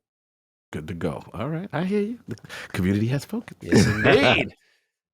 Star Wars Jedi Survivor, Cog. It has been delayed 6 weeks from its original March 17th release date, as Cog sheds a tear here, and is now aiming for April 28th. They state that the game is content complete and are now bug stomping as the team focuses on stability and polish. Cog, your thoughts? Oh, here we go. There they are. I'm all about the delays. You know, the Cog likes the delays. That's my new thing I'm running with now. Yeah. Cog is about the delay. All this, I'll call these dudes, what I call kicking them, the gangster list dudes. No gangster lists. Don't sit here, have your release dates all lined up so dudes can pop off on Twitter and say, yeah, we got this coming. When it's ready, it's ready. When it's ready, we'll see you. Look, it's a big year. We got a ton of stuff to play. And that game, we need that game to be right. So I'm all about quality and taking your time. Mm-hmm. That's what I'm about. So yeah, do your thing. Salute the Respawn. 100%. Made the right call. Balances out the year a little bit better too. Yes. At least right now, April's got Minecraft Legends, for me, Battle Network Collection, and now this. So nice. I'm good. Tip the scales nice and even here. I'm good. Yeah, because March is packed, man, or was packed. Now it's emptied out a little bit because you got Wolong on one end, and on the other end you got Resident Evil 4 remake. It's like, okay, balance has been restored. I love what delays you have for doing that. Like you said, that packed era. I'm like, oh, you didn't make it? How unfortunate. Yeah. See you later. Like, okay, see you then. Yep. Good. Because I don't want to, I hate when releases cannibalize each other. Mm-hmm. It really bothers me. I agree. All right. Sticking with EA, them as well as Respawn have canceled a single player game set in the Apex Legends Titanfall universe. They will attempt to place about 50 people who were working on the game elsewhere, but will lay off those who can't be replaced in other spots of the company. It appears this is part of a massive restructuring for the franchise, as Respawn also plans to sunset its mobile version of Apex Legends. This will happen on May 1st, 2023, after which it will not be playable. Cog, this is all you, man. Your thoughts? This is so painful to me. I'm going to say something very controversial. All right, let's hear it. I've never been more angry at a game's success than Apex Legends. Yeah. Like, I hate that Apex Legends is popping. I hate it. Is this the arcane energy I'm detecting here? A little flannel moment? Yes. This is why I relate to you. I don't give you pushback when you go on that Deathloop. Because you Apex dudes, you Battle Royale dudes, you're getting on my nerves. You got EA to chase the bag, and then Respawn done did a good job because they never miss, right? And because of that, I don't get the greatest sequel to one of the greatest games of all time. Shout out to BT. Shout out to Respawn. Shout out to Titanfall. People want Titanfall. That's what stand by for Titanfall. I remember when that game, I had the big Atlas statue. I got to find it. Yes, I had all that. Titanfall is so important to me. So important. That is the Call of Duty team that I liked. Modern Warfare 1, Modern Warfare 2, and then they had the Wall Running, the pilot. It was like me running around with my own little transform. I had my own little Optimus Prime that he could do what I want, and then I could jump inside. And I'm like, oh, then the first one we get it, Xbox exclusive, great game, but didn't really have a campaign. Then they said, what? Carl, you don't think we could do a campaign? Mm-hmm. And then EA had the nerve to launch this thing at the same time as Battlefield. Killed the momentum of Titanfall 2. Titanfall 2 goes into the bushes, doesn't do the sales it's supposed to do, even though it's an amazing game. Then I'm like, all right, Titanfall 3. Damn it. You like that Battle Royale, don't you? I can't stand it. So I'm sorry, Apex fans. I know this broke my heart because at least, I guess it broke my heart because I'm like, damn, they was going to do something. I'm like, oh man, now this gets canceled and laid off. Oh boy, Apex Legends. To me, I think Apex Legends is so indicative of what happens when you change the name of something that is the exact same thing for the most part, right? Like they just literally took this Titanfall universe, a lot of mechanics from it, and just said Apex Legends. But if it was called like Prepare for Titanfall or something like that, this shit's flopping. I say as someone who loves Titanfall 1 at least. I actually never played Titanfall 2, believe it or not. Yeah, I know, one of my cardinal sins. But you know what I've noticed is like with Titanfall, you got a good idea when Call of Duty's sitting there like right down the that's good. Yeah, they wall running, huh? Okay. Wall running, huh? Oh yeah, it's copy the homework. Okay, yes. Okay. Yeah, like I was so excited for Titanfall 1. I played the shit out of that game. I love that game. But I can't speak to Titanfall 2, but I did play a lot of Apex Legends. I don't know why I haven't played the second game at all. I actually have it installed on my PC, but I digress. You got to play. That's one of the best campaigns. Yeah. Like, you going to love it. Like, that is a story. I heard it's amazing, but I just, what's interesting is I don't think this would have been called like a Titanfall game. I think it would have been in that universe, but I almost think they were going to do what Riot does with like League of Legends, where they call it like a number of different things, but they're all in the League universe. And I think if anything, it would have fallen under the Apex name. So maybe that'll be some type of consolation for you. Like they wouldn't have called it Titanfall something. I just can't see them doing that. But I wish this could have seen the light of day. No matter. No, you just got me off the ledge now. Maybe. Wow, you're way more reserved than me. When I'm popping off about my flannel, there's no putting it back on. No, you just calmed me down, got some logic in me. I'm like, all right, maybe Maddie's right, because maybe this now gives more credence to a hope that Titanfall 3, an official Titanfall game, because they did say single player game set in the Apex Titanfall universe. Mm-hmm. Maybe they would try to be extra greedy, catch another bag with another game in the universe doing something else. You see what I'm saying? Mm-hmm. And maybe Titanfall 3 is still greenlit. I'm going to go call some people up. I like where your head's at. I hope for you. I got to call. Okay, you might have saved me. Because I was just like, I hear Apex Legends. I'm like, the game ain't dead yet. You ain't canceled it. Let me stop. That's fine. Salute the Apex mains. The game is phenomenal. I have played it. It's phenomenal. I just every time I see it, destroyed what you love. Yeah, it just destroyed I'll feel your pain May 2nd, man. I'll be there with you May 2nd. Just like, man, everything I love is dead. Or a vampire now. The Redfall's dead. Damn. Yeah. I feel you. The Pathless comes to Xbox February 3rd, in case you've been looking forward to that. And then last little thing here. Resident Evil 4. PlayStation launch game. Sorry, what? Mm-hmm. What up? It was a great PlayStation indie PS5 indie launch game. Yeah. Sorry, I skipped completely over you. No, it's cool. No, I just wanted to say that it's for people who don't have PlayStation, Xbox dudes. It's a cool indie jump. Like the girl with the run in the bow, it's really cool. It's very stylish. Yeah. And that's coming out February 3rd. And then Resident Evil 4 Remake just got some new details. It's going to be the cover story for Game Informer. It's been confirmed that the game has multiple new enemies along with side quests. They'll actually be removing the QuickTime events, which is a really good change. Leon can now use a crossbow weapon, and it introduces breakable knives, which you can carry multiple of. Game Informer also said after several hours that it's a much more faithful remake than that of Resident Evil 2 and 3 Remake, with some scenes actually being 1-to-1, which I think fans will be pleased to hear. Resident Evil 4 is like regarded as the best survival horror game ever made. I think many people were like in that, my energy with Dead Space, like, don't change a thing. Don't change a thing. But I'm hoping that Resident Evil fans, because Capcom's the one that started this real survival horror resurgence with the remakes of these games, and they have made some bread indeed off of it. So I feel like they can be at liberty to make some changes they want to. There are stretches of that game that could have been done a little bit better.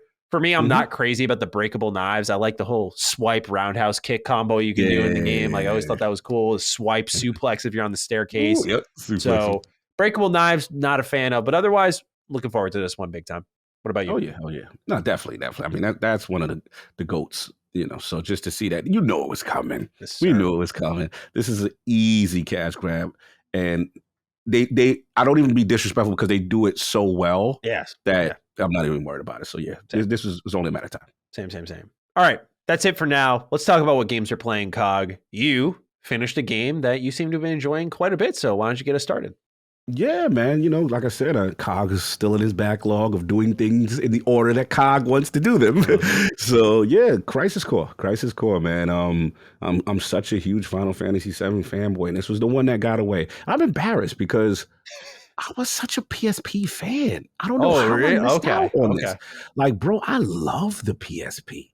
Like, so it was just like, I don't know. I've got to look at when it came out. How in the hell did I miss out on that? I don't want to say So, 2008 or 9, but go on. towards the end of the cycle, the I height of think the so. cycle. I'll check real quick, but go on. Yeah, because I'm embarrassed. I'm like, how did I not have that game? I had almost every major PSP game, and I'm wondering maybe at that time. 2007.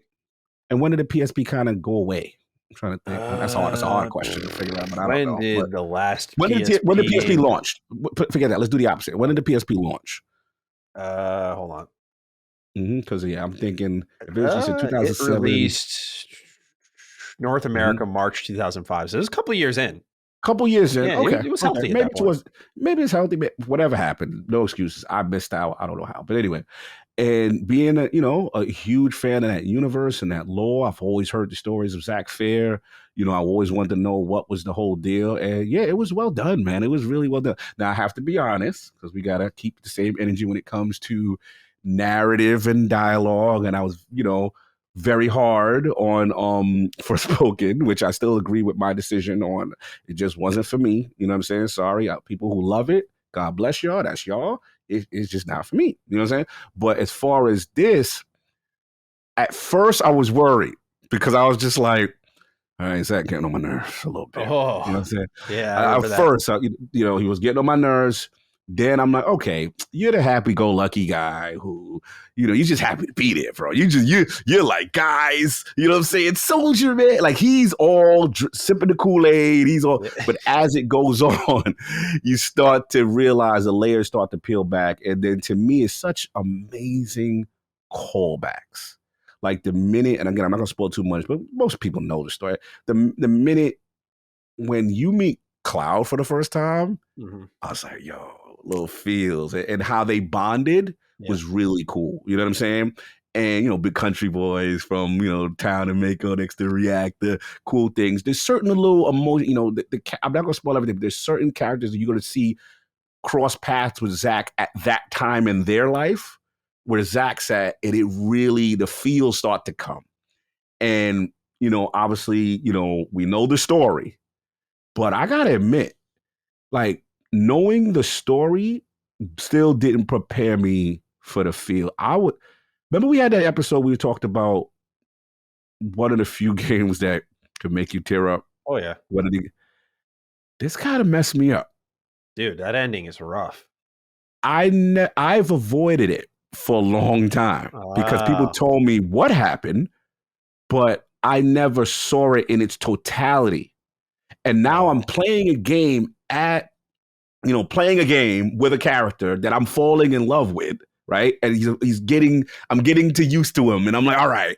And then to have happened what happened in the way it happened, I was devastated. Yeah. I had to call Attic. I was like, Attic, we got to talk about this.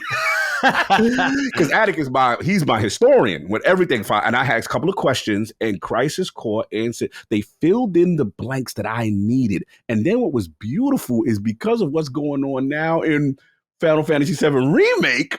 Now you're excited, right? Oh, bro, I know everything now. So, yeah, my only nitpick, like I said, some dialogue, some areas, the fighting is absolutely fantastic. I'm realizing you finished 7 Remake and you never knew about Crisis Core. Wow. Bro, I'm devastated. Like, I was like, yeah, I can't believe that happened like that, bro. Not like that, bro. Yeah. So yeah, I was messed up, but I will say, like I said, the combat is phenomenal. The boss, the DMD, the materia fusion, getting the certain synergies. I killed one of these optional bosses that was terrorizing me.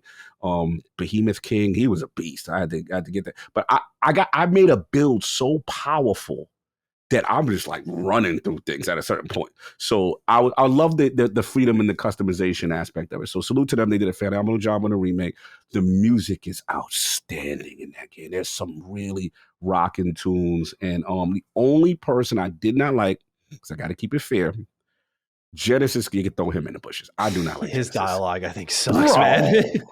It's like this dude is like the bootleg Shakespearean, like all Yeah. this pontification and the loveless. I'm like, if you don't shut up and get off the screen already, like any scene with Genesis, that was the only source. But I got over Zach quick.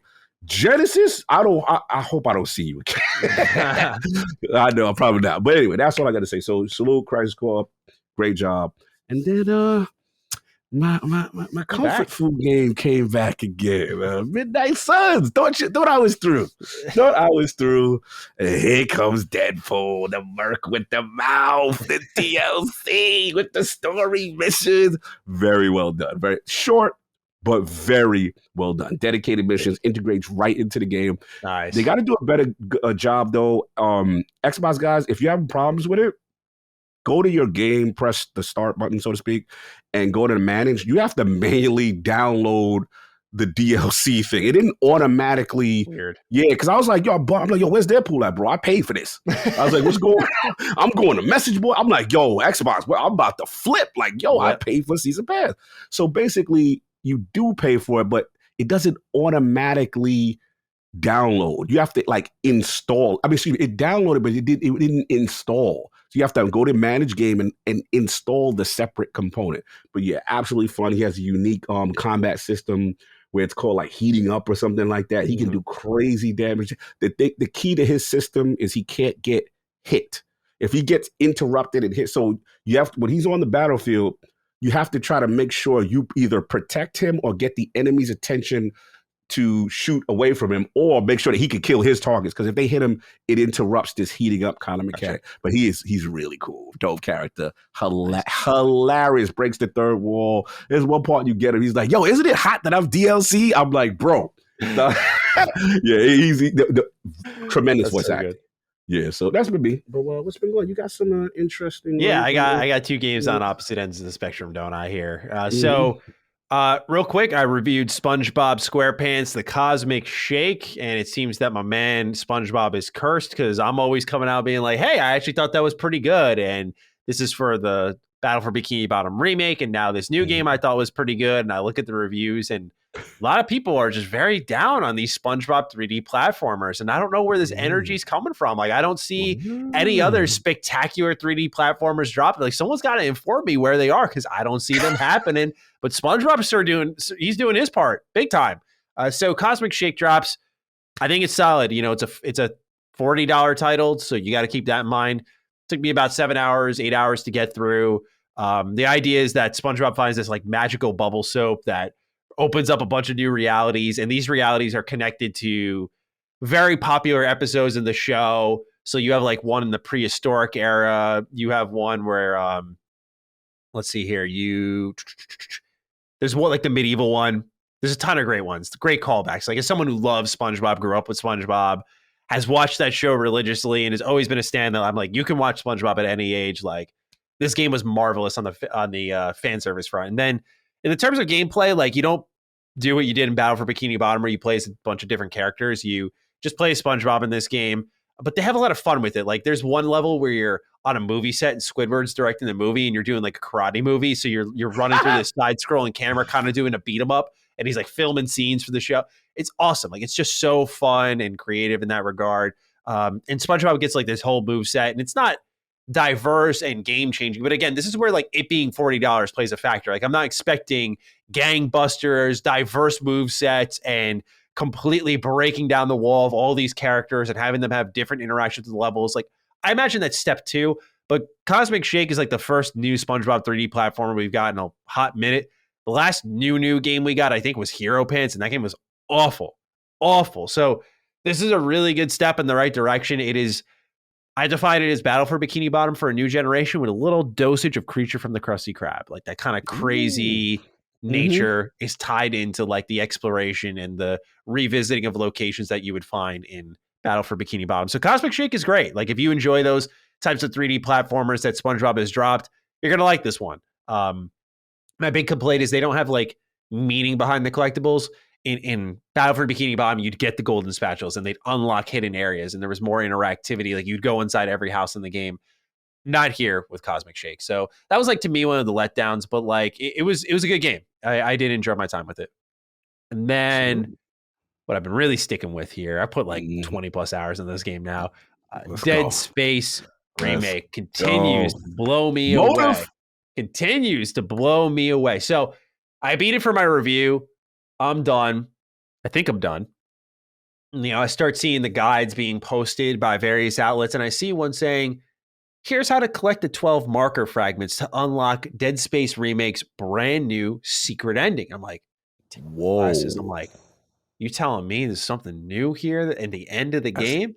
When I beat the game, because like, bro, I don't remember the last time I did this with a game where I was like this crazy about every room, every hallway, every loop, every achievement, everything Maddie could do. He did everything. I was like in love with this thing, man.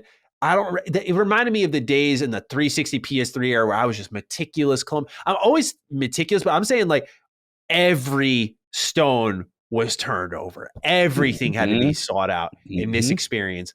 That is a rare thing for me, and this game brought it out of me. So I thought I was done. I was like, damn, I really put in the work. Nope, not done yet. I had about, like I said, 39 out of the 47 achievements. So I'm looking, I'm like, yeah, this looks like a worthwhile second dip. So I am on chapter 8 right now out of 12. And I'm in my hard mode, new game plus plasma cutter only run. It has been going fantastic. I am getting all the marker fragments thus far. I just love this game, man. If you guys have not bought it yet, please, it's worth the $70. Salute to EA, man. They're doing some good publishing work right now. I mean, I know we just talked about a game being canceled, but when you look at the delay for Jedi Survivor, you look at this game and the status of some of their other releases that aren't sports games, they're doing better. But the sports games continues to be that ugly part of them. But their originals program has always been fantastic. And now their AAA single-player games are really starting up the ante. So I really hope this is a success to continue to justify. Because when EA invests, look what we get, man. Like, this game rocks. So please check it out. And then last thing I've been playing, COG, little Hi-Fi Rush. We're thinking about a little discussion on DDU, just to say the least. And so I'm taking the COG approach. I'm playing what I want. And COG, I'm taking him off of his Deathloop duties. All right. LSM fan, y'all heard this. So everyone don't come after him if he hasn't finished Deathloop, please. Give my man a rest. We're going to work in Hi-Fi Rush. We're covering the first Xbox first-party studio game to drop in 2023. I told you all, I said we got different energy for DDU. We're wiping the slate clean. We're starting off. We're going to support these games, have our conversations on them. We feel like it'll be in a couple of weeks the right time to talk about it. So we're doing our spoiler cast review discussion. I check in with my man. I'm like, hey, you feel like you could swing this? He's like, man, what did COG tell you? Tell the LSF what did COG say exactly? That it will cut into his Deathloop time. Now, me being the person I am, I'm like, I'm doing you a favor. So you can take your time getting to that when you want. That's fine. But this is important. No, but I am the one who I am pulling him off of his game of the year of 2021. And I'm putting him on task for Hi-Fi Rush. Him and I are going to beat this game. And we're going to have a little review cast spoiler discussion on DDU in the coming weeks. So we'll see you there. No doubt. But no doubt. Yeah, that's what I've been playing. Nice. No, man, I appreciate it. Appreciate you backing me up. I got you. Can't have you get dragged for no reason, right? No doubt. All right, 3 warm-up questions. Let's fly through these. Let's get into the meat and potatoes of this episode. Psych Coffee is up first. Hello there, shadowdrop and Dukes. There is a lot of talk around Hi-Fi Rush, so I have a lot of questions. People are saying game of the year for Hi-Fi Rush already, and while it's definitely going to be a contender for me, I cannot help but remember last month's favorite word, recency bias. Plus, with the game being shadow dropped, now there is talk of every game being shadow dropped, including Starfield. I personally think that the shadow drop strategy depends entirely on the game and developer. Do you think Hi-Fi Rush could be game of the year, or will we all forget about it by December? And what say you in regards to shadow drops? As always, love the content and have a good one. I think he's not asking about this game in particular, but the game that I always see it being asked about is Starfield. Can they shadow drop Starfield? And of course, COG, do you think Hi-Fi Rush will be remembered come December? Hit me with it. I say yes, but I do say it's early. We're early. We're 1 month in. You know what I mean? Like, but from all accounts and what we hear and people I trust and yourself, and you know what I mean, there's a lot going for this game. You know what I mean? There's a lot going for this game. I will say that this game, my prediction is this game will be a nominee. You know, I think that there's enough room, even though we got a lot coming. And we ain't even talk about Nintendo. We ain't even talk about Sony yet. Yeah. I'm just talking about like, it's going to get its due. It's going to get its due. Now, whether or not it wins, that's a whole nother story. But I'm not going to go recency bias on this one, you know. And again, we're going to do our thing when we talk about, you know, here at LSM and doing our spoiler cast. We're going to do it. Maddie got me on duty. We're going to do this thing. And we're going to really see if this thing earned these stripes. Yep. But from every account that I hear and the people I trust, and listen, Alex is my man. Like he blazes. So he told me, I had to, quick story. This is what I knew Hi-Fi Rush was special. I had to tell Addict, because Addict's like, I don't know. I don't do them rhythm joints, God. Like, I don't know. It looked good, but, and I was like, all right, just do me one favor. Because at that point, I was ahead of him. I had just started it, right? And I just said, just play the first level, just in its entirety, right? And then if it's not for you, fam, you good. Not only did that, he hit me back. He's like, oh my God, this thing right I was like, okay. So again, we'll get into deeper and we'll break it down and all that later. But I don't think it's recency bias, y'all. This is a quality game. Like, make every account that I hear from people. And then the second thing was shadow drops. Yeah, I'm with you, Psych Coffee. I don't think every game is going to be a shadow drop. I'm with you, Maddie. I don't know if you made your decision there, but I don't think Starfield should be shadow drop. No, you know, shouldn't be. You know, you need to build around the platform. And surprises like Hi-Fi Rush are great because it's like a supporting piece. It's a major piece at this point in the puzzle, but like once we get deeper in the year and you start to get your Starfields and Redfalls, like even if they miss, you know, let's say like Redfall or Starfield's a miss, like those are the games that they're going to at least aim to build the box around, right? Like same thing with Hellblade. Like you can't shadow drop that. Like you need to build your identity around that. So that is where I think the surprise factor comes in here. And we just can't predict that. Like, you know, Hi-Fi Rush wasn't even announced. It wasn't announced. So I think Xbox knows they've got something here with Game Pass. I think this is another part of the pitch process. Like if they make a deal with someone, they can be like, yo, this game looks great.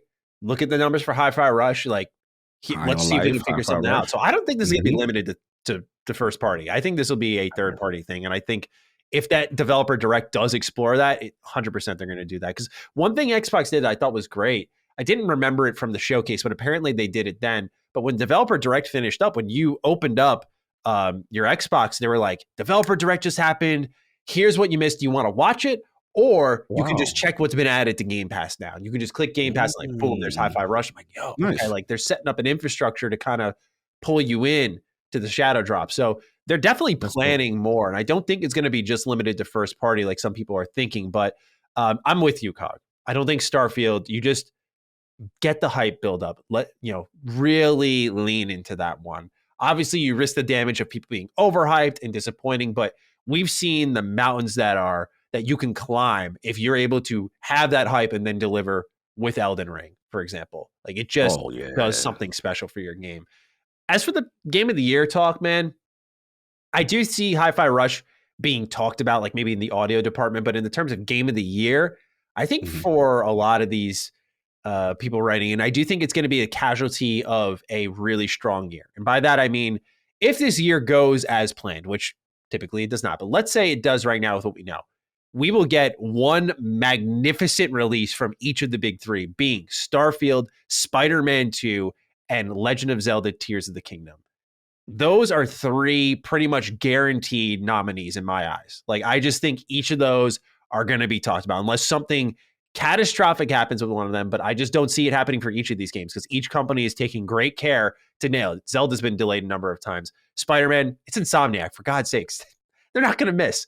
And then I think Bethesda's taking great care with Starfield.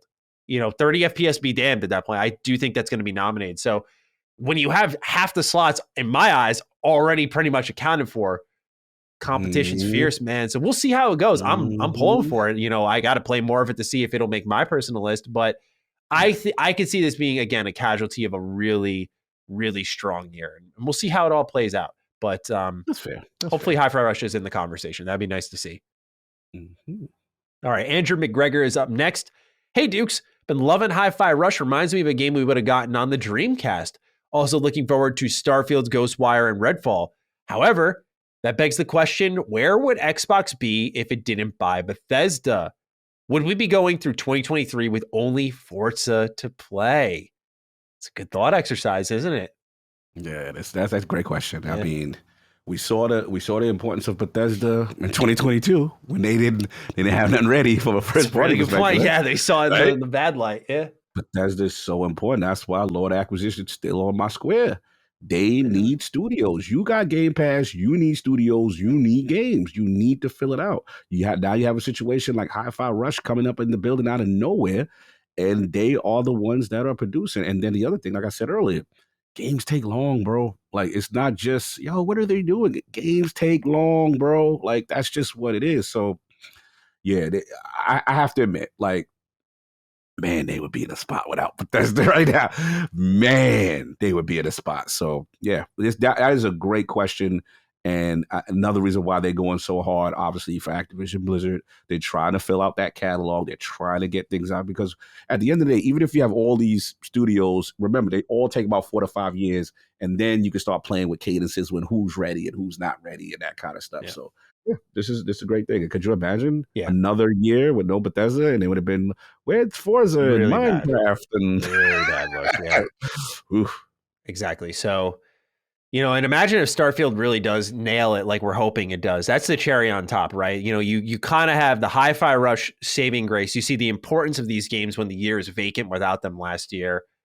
And then if Redfall is good and Starfield is that kind of magnum opus from Todd Howard that we're hoping it is, bruh, it's going to be that moment of like, this was the game changer for Xbox. Like, historically speaking, we will look back on that and be like, obviously that's the day Xbox changed, but that's the day that Xbox was kind of saved for the generation because without them, again, we'd be 3 years into the generation with Obsidian delivering some cool kind of indie style titles and Forza, Halo. I mean, more of the same in a lot of ways, minus Obsidian. So yeah, they've taken a lot of pressure off of the other teams that got to deliver.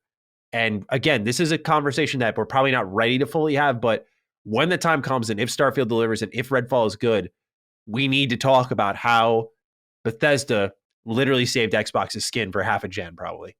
Well, that's a DDU waiting to happen. If that it really is, isn't it? Yeah, like, bro, we could put that in the thing if that happens. Again, it all depends. That's why I'm so pro quality. It all depends if these games are good, right? So if you take the time and these games are good, it's a whole different conversation, man. It really is. So yeah, if things line up that way, we'll have to revisit this and see if that's the case. Indeed. Last question here, and we'll talk about what's happening in the news with Xbox. Don Otaku writes in, what up, Chai Maddie and Macaron Cog? Hi-Fi Rush is a certified hit. Not like Grounded low-key hit, but a Forza Horizon 5 high-key hit. It is critically acclaimed and even selling well while launching in Game Pass. So with this, I open up the discussion again. How much does AAA matter? And what even is AAA these days? When we have games like Among Us and Fall Guys taking the world by storm more than Halo Infinite and Battlefield 2042, AA games like A Plague Tale Requiem that are better looking than AAA games with 2 to 3 times the budget, or games like Grounded that are designed so well they are arguably outdoing any bigger budget games in the genre, I feel like the AAA moniker is starting to lose its luster. I understand pushing the tech and graphics forward is cool, and I do love seeing games like Forza Motorsport and Hellblade 2 do it. But I just feel like AAA games have been missing so often that it's hard to feel like it's the end-all, be-all anymore. What are your thoughts on AAAs in 2023, Dukes? Have it's 23, and Xbox/Bethesda did not shadow drop Starfield kind of day. Super Bowl commercial.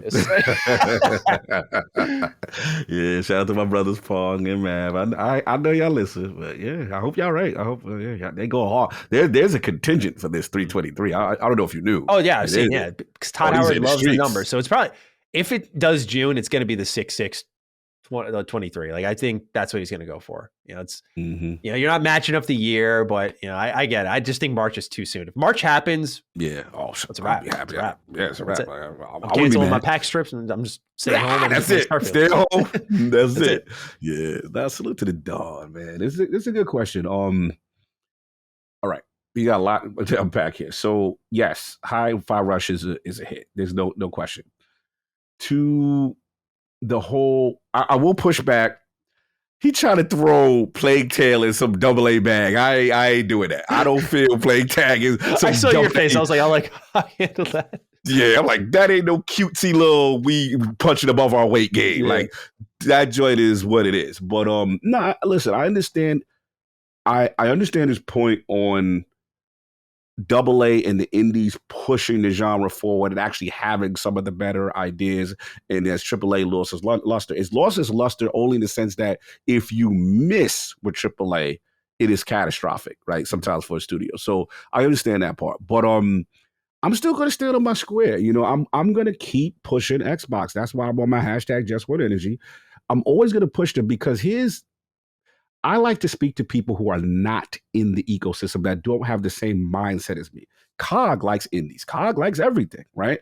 But there are some people that they go like, okay, Hi-Fi Rush, that's cool, right? They'll say that they want that big blockbuster type experience. Oh, by the way, have y'all seen God of War's numbers today?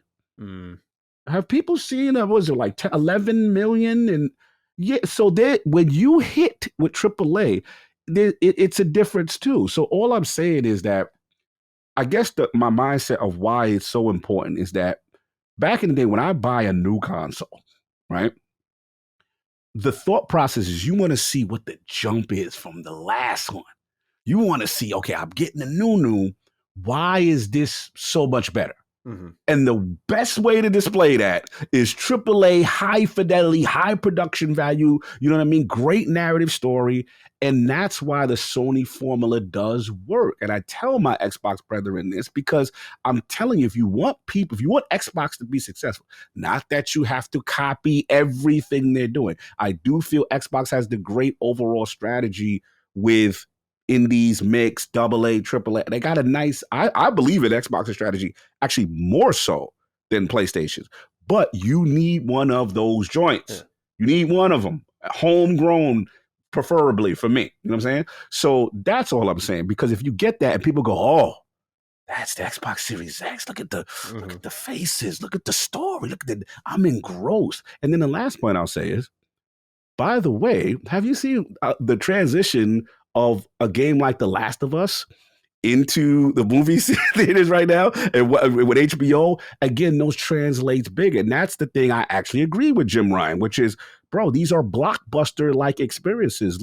You can now make a whole rollout. Yeah. Media, games. So that's all it is. So, yes, does AA indie actually innovate more? Probably so. Yeah. But I do feel Xbox needs the AAA thing, and I don't feel it's wrong or it's lost its luster because we still have data right now. God of War Ragnarok right now. So what is it? In how long? 3 months? Yeah. Yeah. So that shows me the masses still want that. Yeah. And that's it. 100%. And you put it perfectly. What I'll just add on is they're kind of like the pillars you build around, right? Like without them, you can ask what is gaming. I think the reality is that's sinking in for you, Don, is it's just high risk, high reward more than ever before. It always was, but like now the risks to go to the top are bigger and the payoff is sweeter. But if you miss, you get your Forespokens, you get your Gotham Knights, you get those types of games and they hurt bad. They hurt the company bad. You think of Avengers and what happened with Square Enix when they had to sell out the Western Division. Like it hurts bad when these things miss, but when they nail it, we're thinking Hogwarts Legacy will probably do it. We saw Elden Ring do it, so on and so forth. There's nothing like it, right?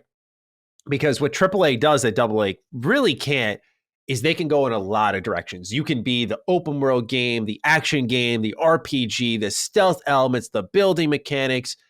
Again, I'm thinking of like Hogwarts Legacy here.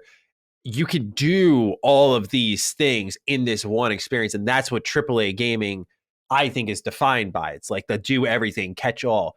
AA picks a direction and runs in it, which is why, like Cog said, like you're getting those better developed experiences.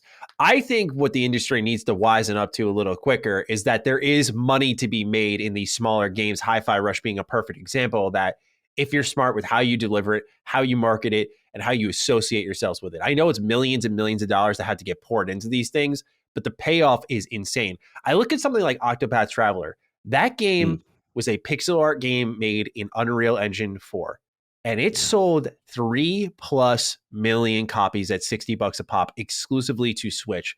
Do you all understand $180 million of revenue to a pixel art game? That's insane. And you can guarantee that making that game, it's expensive, right? But it is not nearly as expensive as what we're seeing with some of these AAA games we're talking about. So the profit window is huge for these smaller games, and big companies need to start exploring them. That's why I think, as you said, COG, Xbox has a good game plan with ID at Xbox. They're finding these indies. They're going to make their bread off of those. They are working towards those big AAAs. They do have the double, they have a good threshold right now, but the companies that are really all big or nothing, you see them slowly kind of starting to whittle away. Look at Ubisoft, all or nothing, right? Like, what happened to the Ubisoft that used to do Valiant Hearts, that used to deliver those types of Child of Light? Gone, right? And the second they stepped away from that and went into their comfort zone, we know what happened. We made a whole DDU about it. I almost said Obsidian, not Obsidian. Ubisoft just went downhill. And obviously there are many other ways to lie that blame down. But point being is, I think these companies just need to wisen up that there is true good money to be made supporting these projects. And I hope they see that sooner rather than later. Yeah, agreed. Number one, after Xbox's Developer Direct, they'd confirmed that they'd be returning to LA for their summer showcase. Many believed that this was a shoo-in for them to appear at E3, but IGN has learned that not only will Xbox be skipping the show, so too will PlayStation and Nintendo. 2023's E3 marks its return in a physical format, and it's especially jarring on the Xbox side of things as they've been long supportive of the show. In a separate interview with IGN, Phil said that their showcase will be, quote, at a moment convenient for press and consumers at the event, end quote. Here's what Phil Spencer had to say otherwise on the matter. Quote, E3 is just, to me, one of those seminal moments of gaming. I love the history of just going down to LA, thousands of people there, getting to see great new things, getting to see people in the industry, the fan events that we've had. I definitely want that to continue. Xbox is on the board of the ESA, and I think a successful and healthy ESA is critical to what we're trying to go do. So we place our showcase, like we have always done, at a time where hopefully it's convenient for press and even consumers that are going to be going to the E3 event. And that's what we're trying to do now. We will continue to work with ESA in terms of their plans. As I said, we're on the board and we want to make sure that that we are doing everything we can to make the E3 successful, end quote. Since then, the ESA has responded to IGN's report. Here is their letter, quote, as you've likely seen, IGN published an article last night about E3. While we are not able to comment on the specific claims in the article, we wanted to share our commitment to moving forward with E3. E3 has a rich history within our industry, and we are always heartened to feel the passion for the show and hear what it means to different people. Reviving a trade show after a 3-year hiatus and a global pandemic was always going to have its challenges, which is why we conducted an extensive search in consultation with the ESA members' companies to identify the best partner to produce E3. In selecting ReedPop as our partner, we have been able to tap into their rich history of hosting popular industry events like PAX and broader consumer shows like Comic-Con.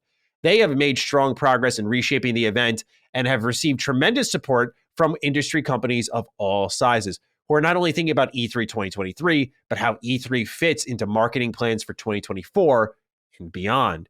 It's important to note that even as the show evolves and adapts, it will not impact the core of the ESA's work for its members' companies. Our priority remains advocating for your policy interests on the state and federal level. We will share news and developments regarding E3 as they are available. If you have questions in the meantime, feel free to reach out to me. Thank you for your ongoing support, end quote. Now, with that same report, IGN actually added more context to both Xbox's and Nintendo's plans. Quote, IGN understands that Nintendo and Xbox were initially interested in having a presence at the event, and that both had to pull out for reasons unrelated to the show itself. VGC has since reported that Nintendo opted not to take part in the event due to the light second half release schedule not justifying the event space, information that IGN can corroborate. Xbox, meanwhile, is understood to be hosting a separate physical showcase the weekend before E3 2023, which is currently set to be held at the Los Angeles Convention Center from June 13th to June 16th. Adam Turley writes in, sounds like Microsoft is pulling out of E3, even though they literally sit on the board of the organization that does the event. E3 is finally truly dead. What are your guys' favorite E3 memories? Either reveals or something you experienced in person. Now, I picked this one out, not really because of the question, Adam. I'm going to be honest with you. It's because you said E3 is finally truly dead. And with Xbox, PlayStation, Nintendo pulling out, particularly we're going to talk about Xbox and their angle here. Cog, I'm curious, what is your take as the man who wanted to return to E3 this year? Is there still interest with the big three missing out? Yeah, I mean, yes. It's just gonna be different. What this showed me is that the ESA has truly lost its grip on this thing, and it is surprising because Xbox is on the board, like Xbox on the board, and still not necessarily, doing something, in the vein that we used to seeing them do it. So, which is them being part of the convention hall and all that other stuff. So, it's two minds of thought here. Is that one, we have to be real. Like, the pandemic has shown that you can control the narrative of your own showcase and be way more cost efficient than paying the ESA, having these large booths, doing all this exorbitant cost, and you don't have to do that. No, you have to do that more. That's what the pandemic kind of showed. So now I think, like with Nintendo news, Sony's going to do their own thing. Then we still haven't brought up the Keighley factor, right? Which is Summer Game Fest and what he could be potentially doing. The way it seems like Microsoft is going to be there, but they're going to do things in their own building. That's what generally they're going to host out the Microsoft Theater.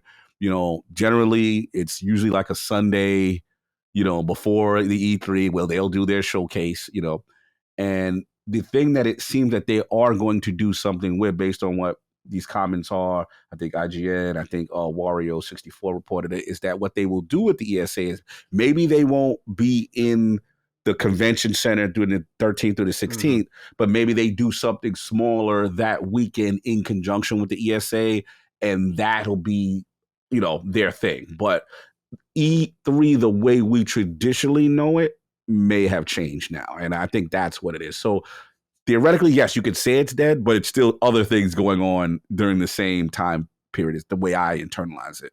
I'm curious about the way you internalize it. Yeah, I think a lot of people are forgetting that when the ESA submitted a statement saying what they plan to do when they were going back, they said, we're going to support our partners even if they are going to go host events outside of E3. That was like a very key point of it all. And it feels like in this report, that has been lost on a lot of people. But I kind of in line with what you were saying, I expect what's going to happen with Xbox if they are to show up in LA, which they're saying they're going to, is it's going to be kind of like EA. Remember how EA had the live venue that was off-site from E3, but it was during E3 week, so it was convenient to press and consumers alike. I think it's going to be the same energy here. Here's the thing. I cannot see Xbox not hosting some type of like fan event during E3 when they're finally delivering. Oh, I mean, it's cost efficient, right? And a lot of this they're saying has nothing to do with the convention. It is cost efficient, so they don't have to. But I just feel like it makes so much sense for them to do it this year. I could be wrong, but beyond that, I think this is just them hosting their venue or their showcase in a different building from E3, and it's truly that simple. Because the way they're describing it is it had nothing to do with the ESA. If we're to believe that, then, to me, I'm looking at all the other cost-cutting moves they're making and just kind of putting this in a barrel with them. They're adding the price to the Xbox Series X and S. They're doing 10,000 layoffs. They're not going to set up a big showcase and whatnot at E3.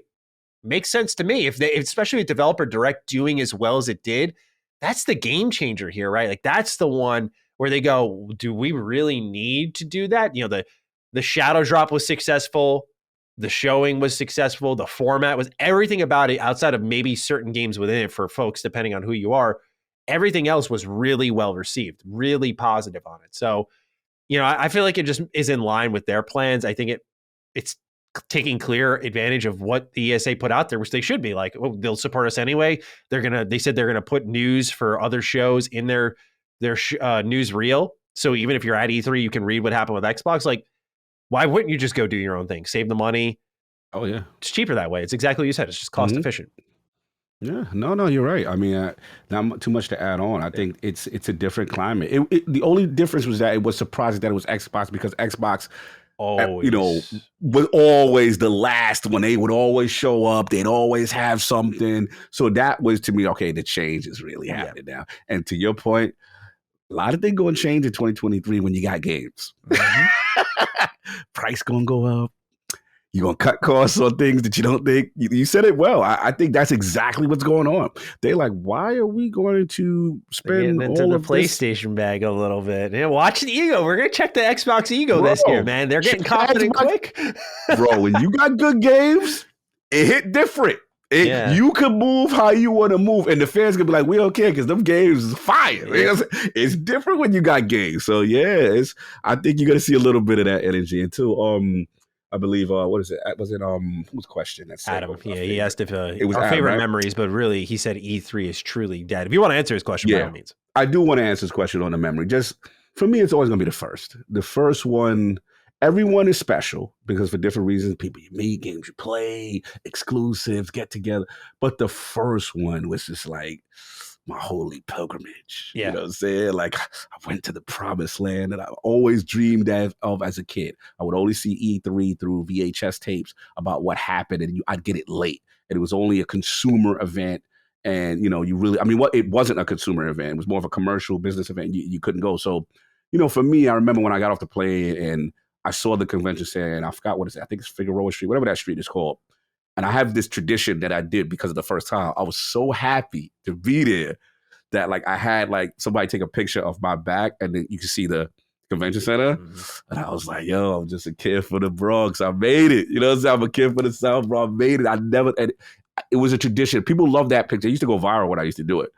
And people love it so much that it became a yearly tradition. As soon as I land, I go right to that spot on that intersection. You see the both convention halls and the whole thing. Yeah, so that's what I remember. And just at any moment, you could see your favorite content creator, your favorite game developer, your favorite journalist, and just the pomp and circumstance, the line, the swag, the giveaways, the boobs, the reveals, it's moments, man. It's moments. You never forget that. And then my next milestone for me with E3 was probably going as media.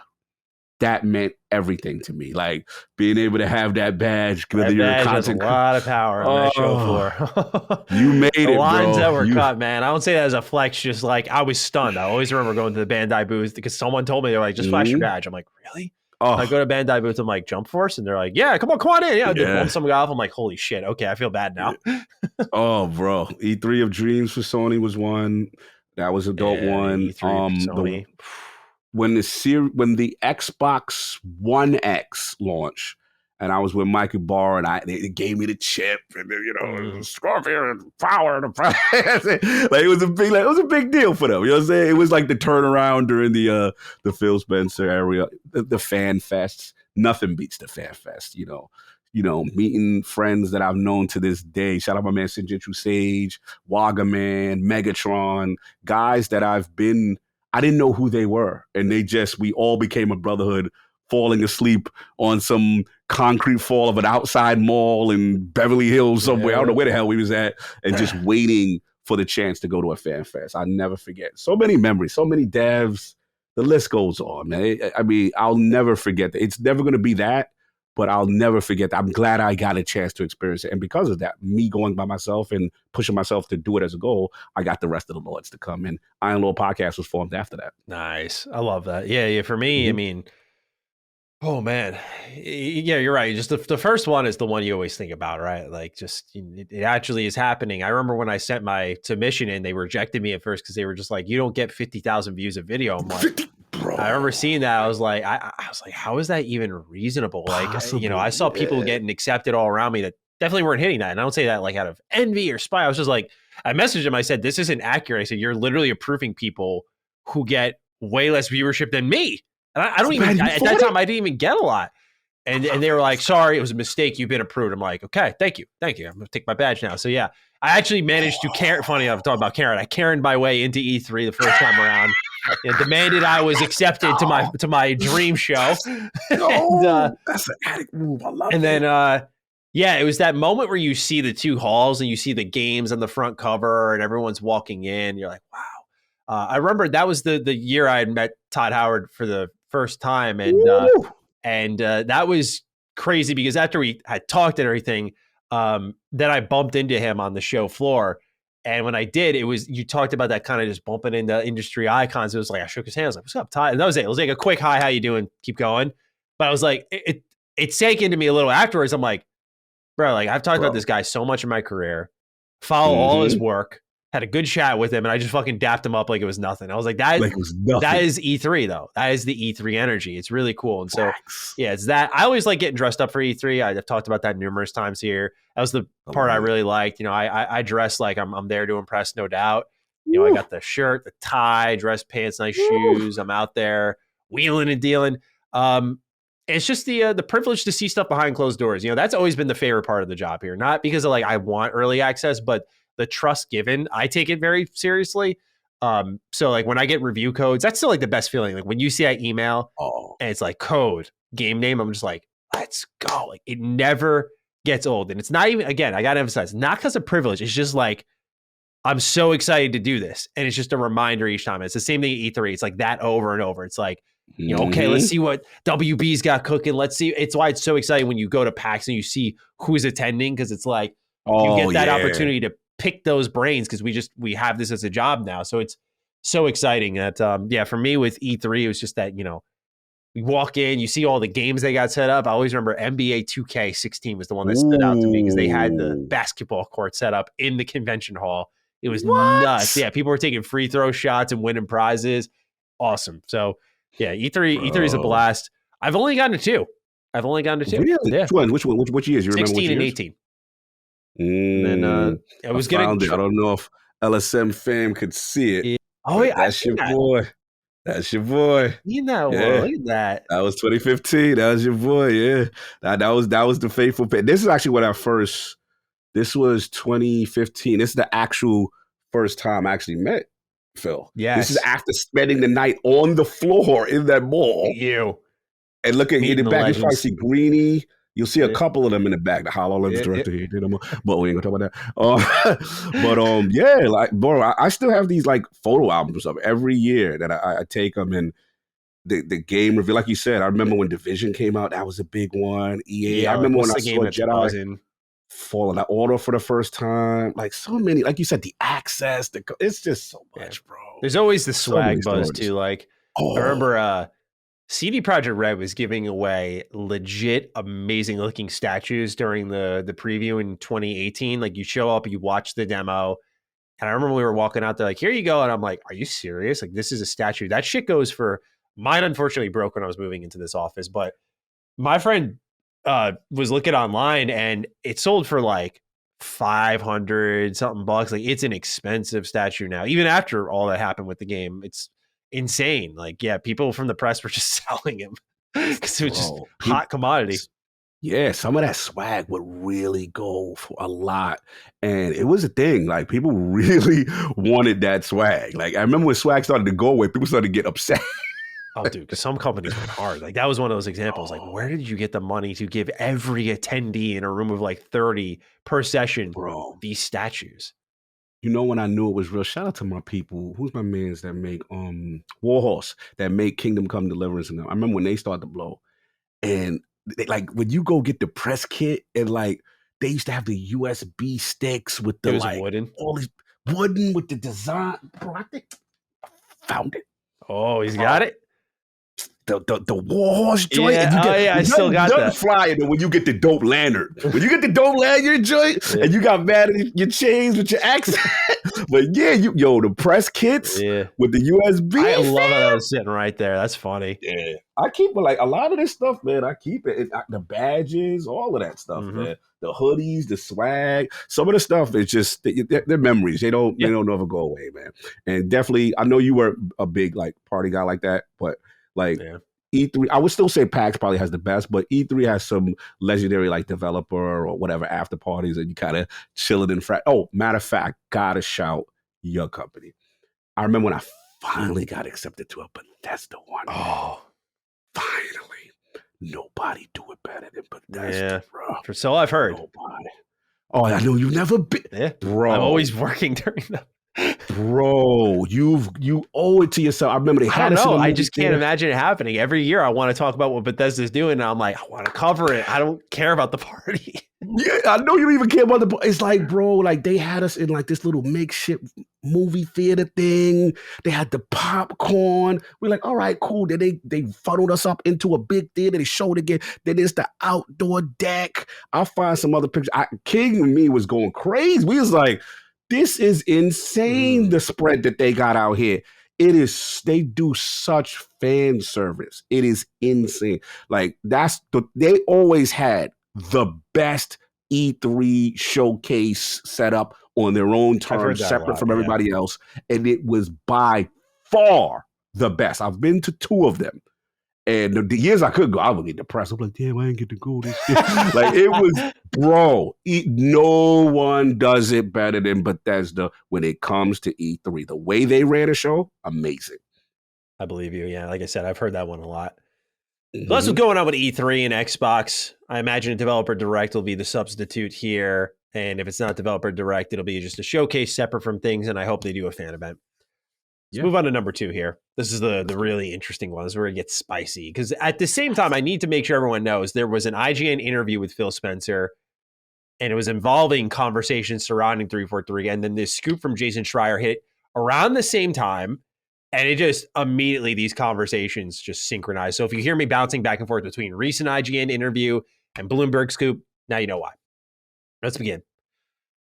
Fans have long clamored for 343 to hit the reset button after 4 questionable launches involving the Halo franchise. Following Bloomberg's reporting of at least 95 people being laid off, it seemed like some were finally getting the restructuring that they had clamored for. In that same Bloomberg scoop, we learned of the internal plans regarding the future of Halo Infinite and its 10-year plan, a question that Phil Spencer had dodged in a recent IGN interview. Among the list of people let go, Bloomberg says that it mostly consists of top directors and contractors. Contractors were said to be only given a few days warning. Despite that, Xbox has both publicly and privately assured that 343 will continue to look after their flagship IP, Halo. Phil Spencer has said as much in the most recent interview with IGN, where he stated, quote, "The heart and soul of Halo is with 343, end quote." Privately, head of Xbox Studios, Matt Booty, has stated that despite any outsourcing that may occur, 343 remains in charge. Perhaps most oh, I thought that itch behind the back was like, yeah. Sorry. That actually was funny timing. I thought sometimes you do little mannerisms when I'm reading. I was like, oh, he's not pleased. Yeah, sometimes I do a little foolishness. All right, continuing on. Perhaps most noteworthy among Bloomberg's scoop is something you may have heard from Defining Duke's own Lord Cognito in the last year. Following an internal tug of war, the Halo franchise will now pivot to Unreal Engine, beginning with project codenamed Tatanka. While the project, as reported by Jez Corden, started off as a battle royale, Bloomberg suggests that it may evolve in different directions according to their sources. Furthermore, 343 may even explore more games in the Halo franchise using the Unreal Engine. The outlet also reaffirms that Tatanka is a collaboration between 343 and Certain Affinity, as we've known for some time, again, thanks to Jez Corden.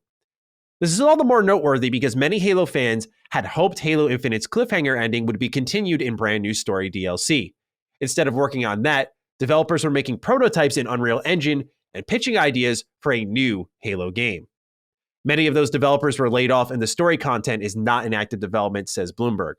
In a most noteworthy conclusion, Bloomberg cited an internal email sent out by Pierre Hintz, the new studio head at 343.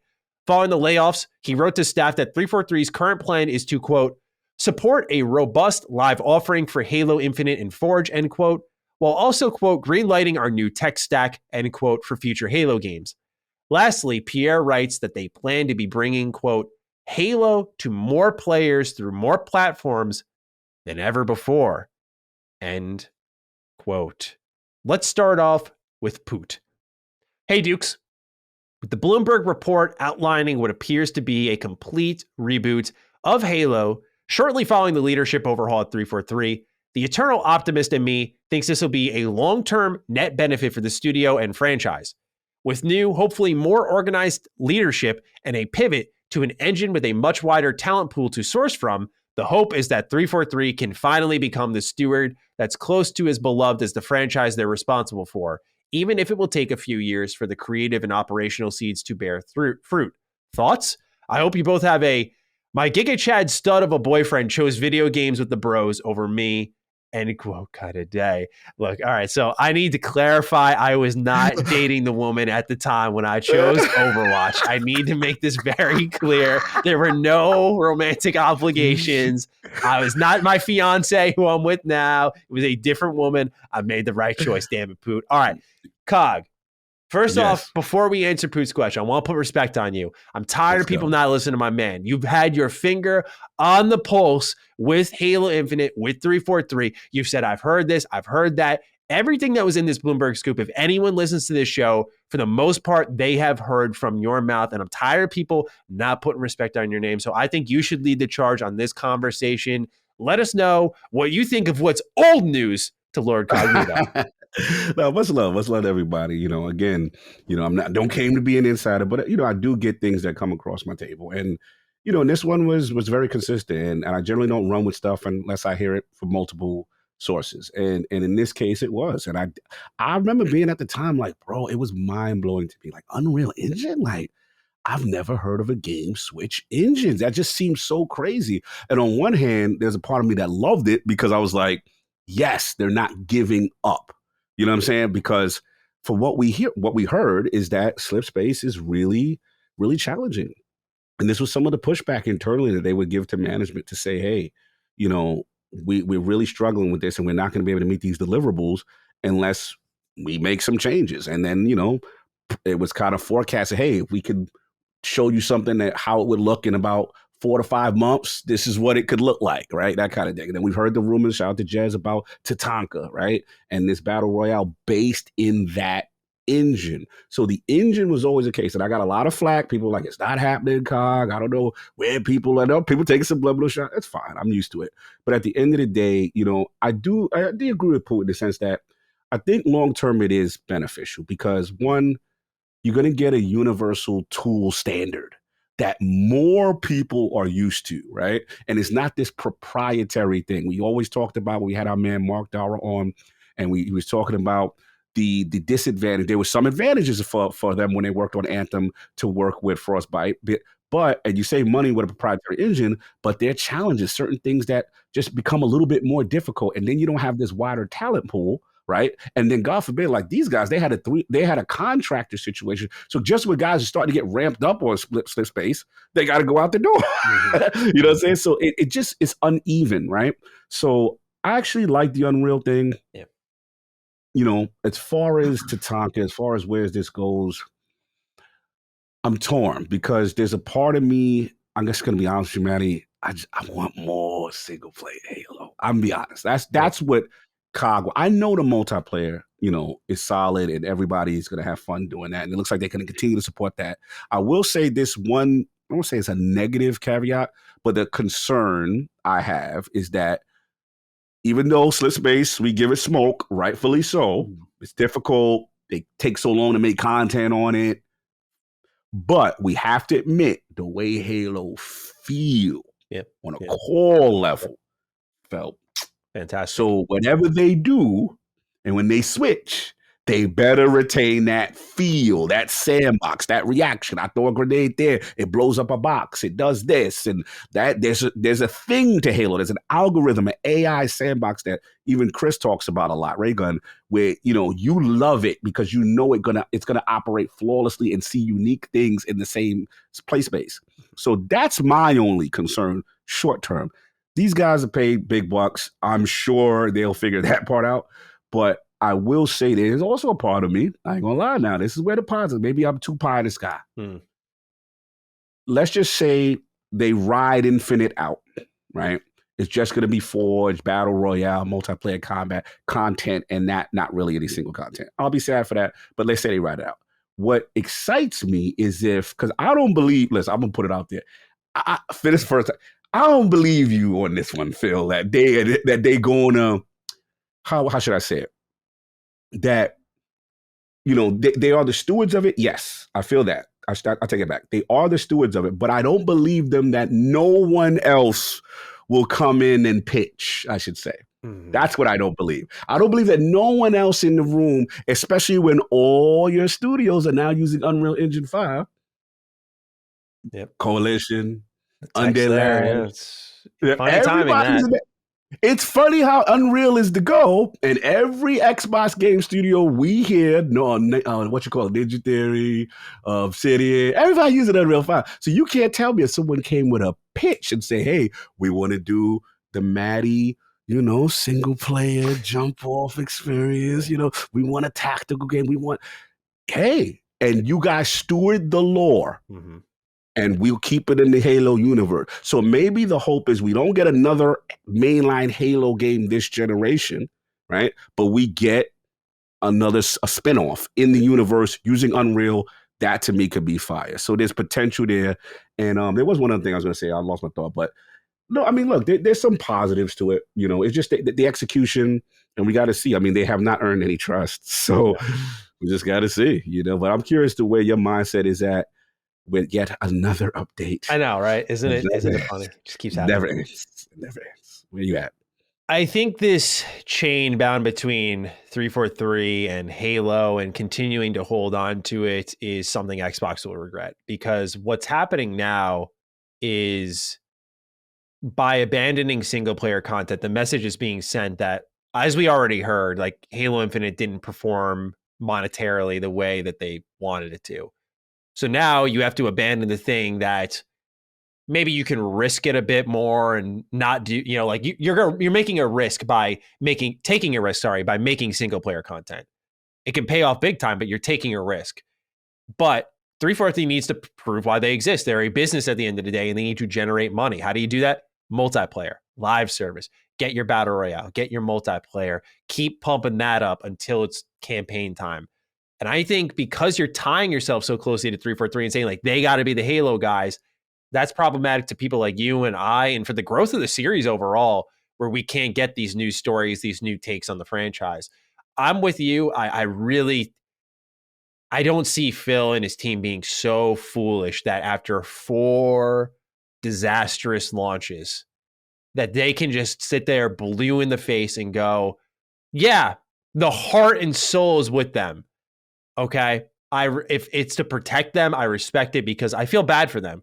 Anyone working in that team is probably under a lot of stress. And granted, the scrutiny is justified, but it's got to be tough working there right now because it's like a new report about you every week and you're not even releasing anything right now. You're just constantly in the cycle.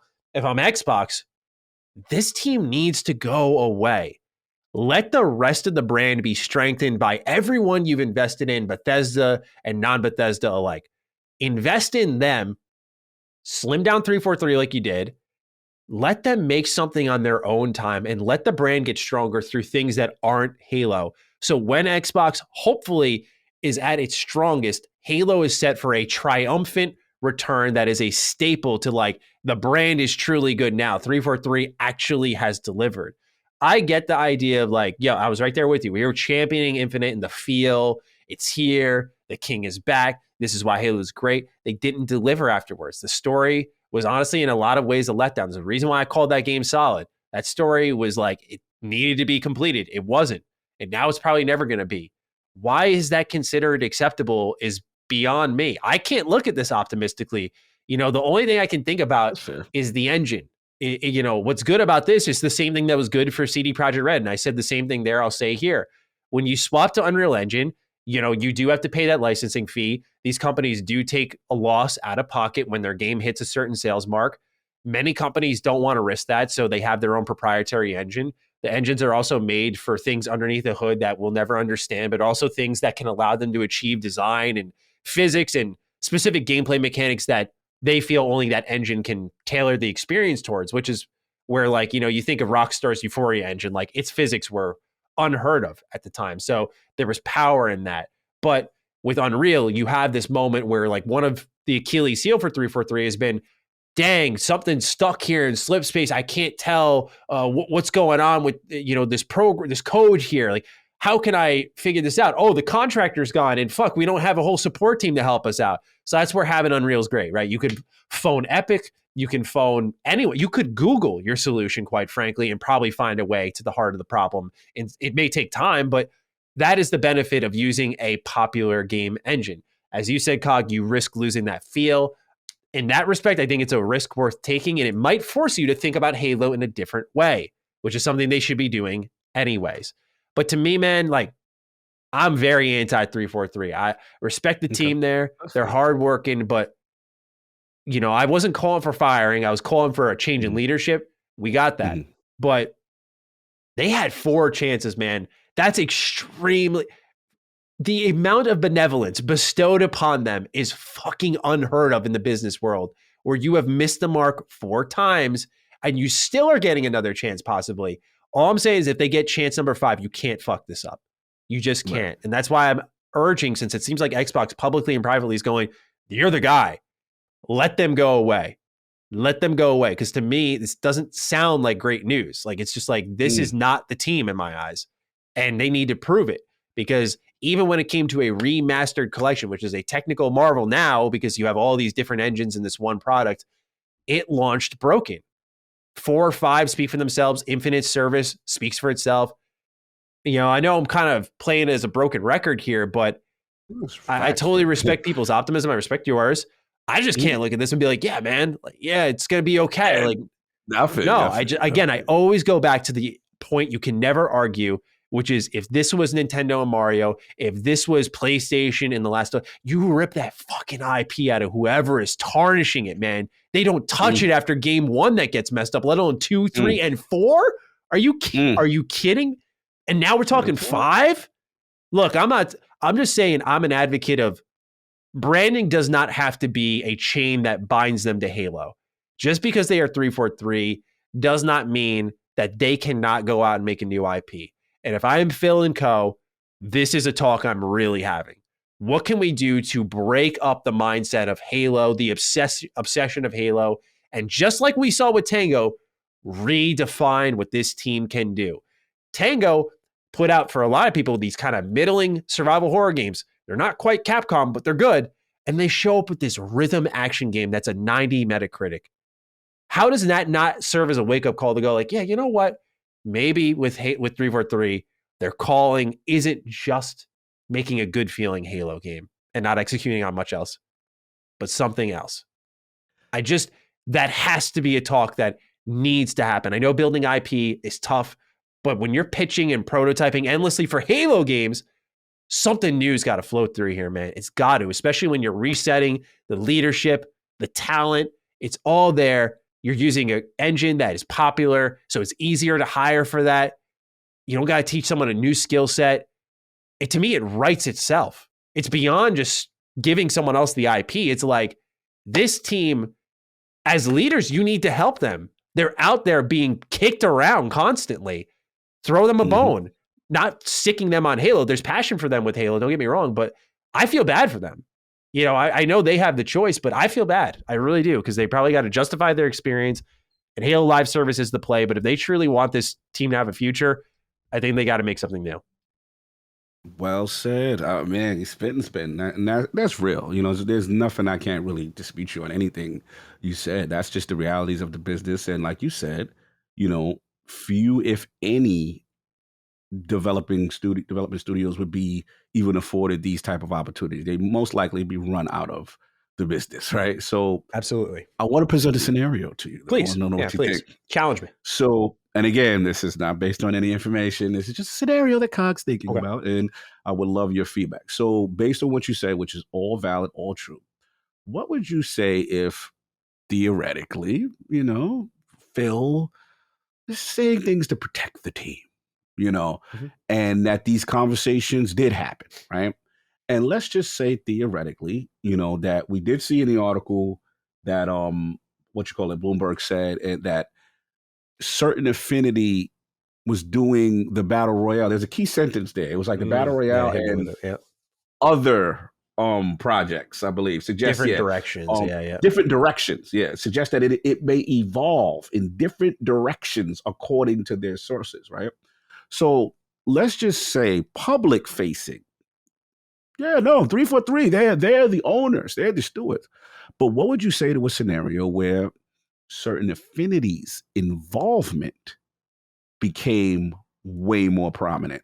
That certain affinity may be getting more reins on certain things when it comes to especially now that they've been developing, the universe. What would you say to that, as well as maybe the other thing I say, which is now that you're on Unreal and everybody else is on Unreal in the same house, that also may be maybe potentially leading to a soft transition of power, so that you don't embarrass the guys, but maybe this is where it's going for the next and the next, so to speak. But what would you say to that? I think 343 as co-development partner is the play if you're going to keep them on Halo. So I say to that, like, thumbs up, because that's what we've wanted. We want more heads on Halo. They've if 343 didn't get a chance and we were being like short changed with them, I would stop myself short and be like, wait, give them another try. But we're talking 10 plus years now.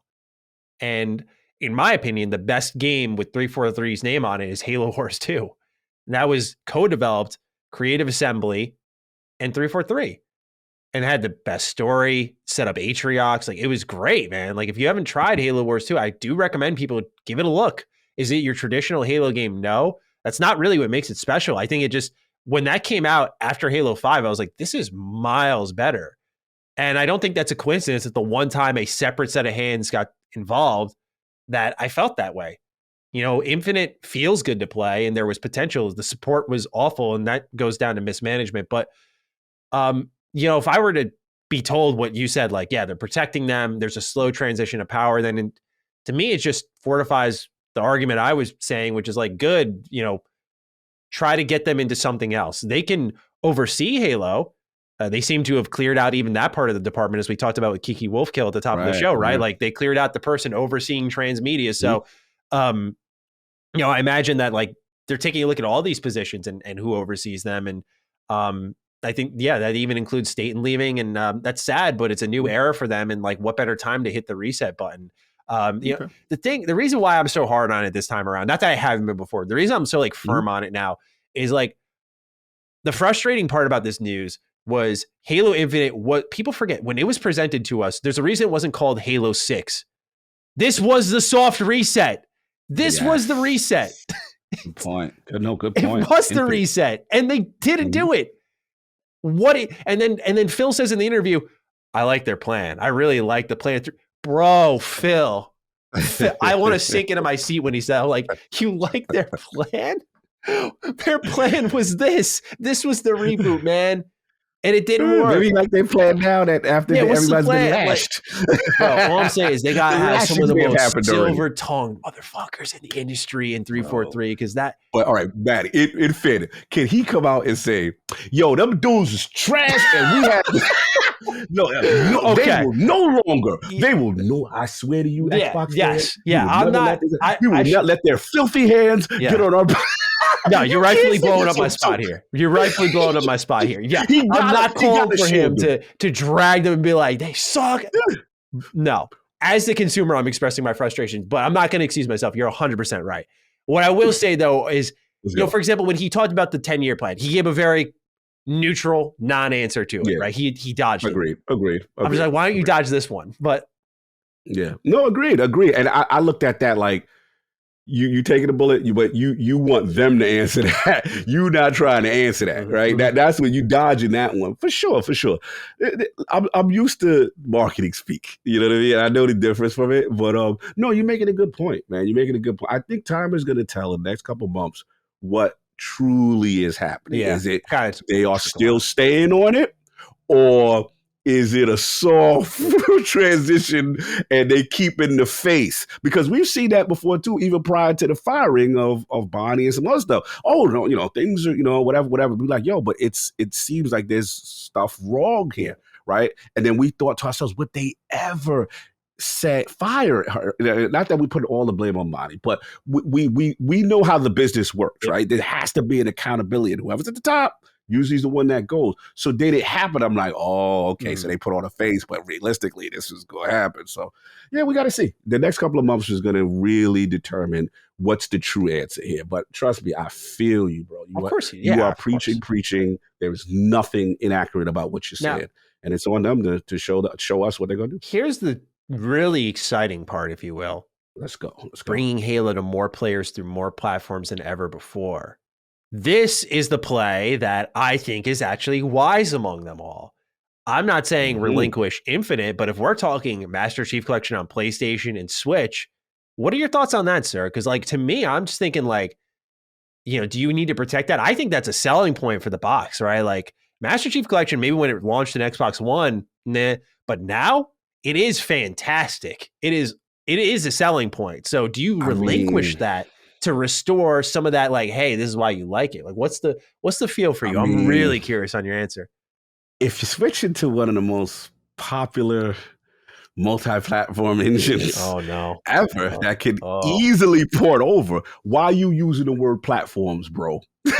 Yeah, like that's how I'm looking at it. Right? Xbox likes the word screens. They're not. That's a good point. They're not saying platform. Platforms. Hey, shout out to you, Mr. Matty Plays. Brought it to my team. He said, "Cog, did you see this sentence right here?" And I said, "What sentence?" And I was like, "Let me read." Yeah, shout out to Pierre. He goes, "Yeah, following the thing."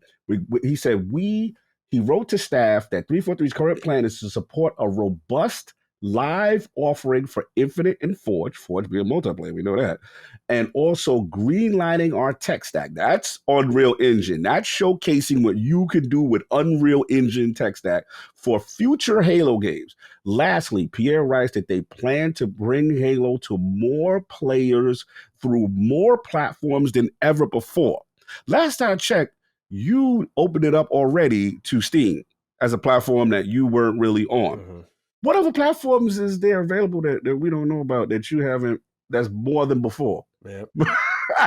So is this is the Nintendo Switch? Is this the PlayStation? Platforms, plural.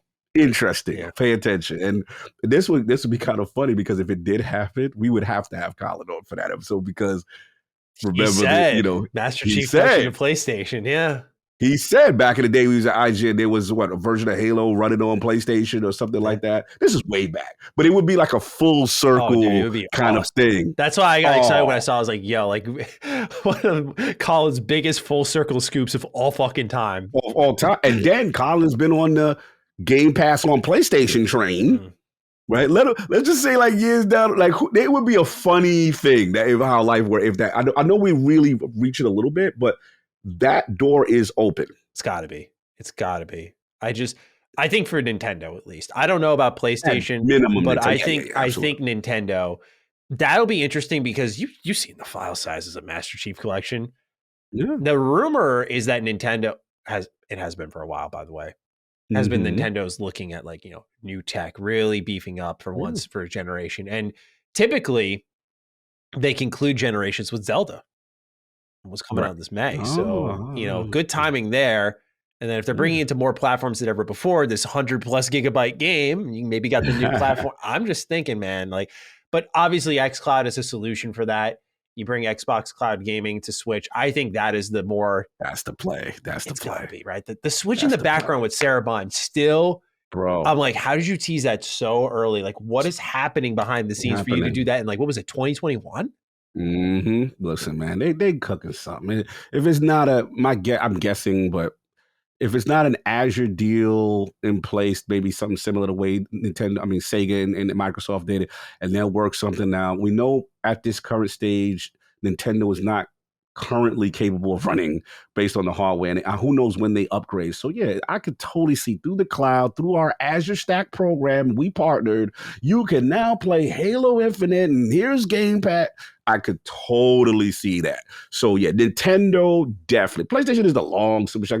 We know Sony is not really in the business of allowing Game Pass and Halo on their platform at this stage, but Nintendo is definitely would be, and they've been playing way too nice. We've seen Ori, we've seen games over there, we've seen it's a nice relationship with these guys. 100%. So overall, that's what's going on with Halo. Yeah. And Cog, any additional thoughts you want to throw in there before we move on? No, the saga continues. We got to pay attention. I feel like this has to be the end stories. of the road, right? Like until we hear officially like season 3 and what's next. Like I feel like I can imagine. What else is there to be said about Xbox's plans with Halo? The way things are leaking, devs are coming out. Scoop now. Jason's in the building. Yeah, listen, I got my sources. But Jason's in the building. So I'm like, oh, this is that. When you get the internal, let me tell you the difference, y'all. When you incorporate, there's these things called distribution lists, right? A distribution list means, let's just say the LSM distribution list would have a hierarchy, right? There might be only Colin and Dustin get something. You know what I'm saying? Or the Sacred Boys. So let's just say that, right? Like when a distribution list gets out, bro, that is inside the building. Someone is they talking. They telling. so now sidebar, like, how does he get into contact with these bro? And I've heard this is what I will say. I'll give y'all one nugget. I have heard that, like, shout out to Jay. Obviously, I had him on our people before, and this is no disrespect, but I have heard internally that if they find out you talking to the man, you red flag, bro. They better not get caught. Whoever's doing this better not get caught, bro. You don't want that level of smoke. So someone's doing something. And bro, that is not supposed to be for public eyes. That message, that is an internal memo distribution list for a specific hierarchy at 343. We are not supposed to know all of that. So there's some real leakage going on purposely. That's why I said I don't know if it's over, bro. I don't know if it's over. Someone's making a statement. Yeah, someone's making a statement. Indeed. Yeah. I mean, we've heard in the past that, like, just internally people weren't happy at all with, like, the state of affairs. So it only makes sense that this is their way of making noise. Yeah. This is almost like, I'm gonna tell you what it feels like. We did blood, sweat, and tears because of management's stupid decisions, and you let us go? Oh no.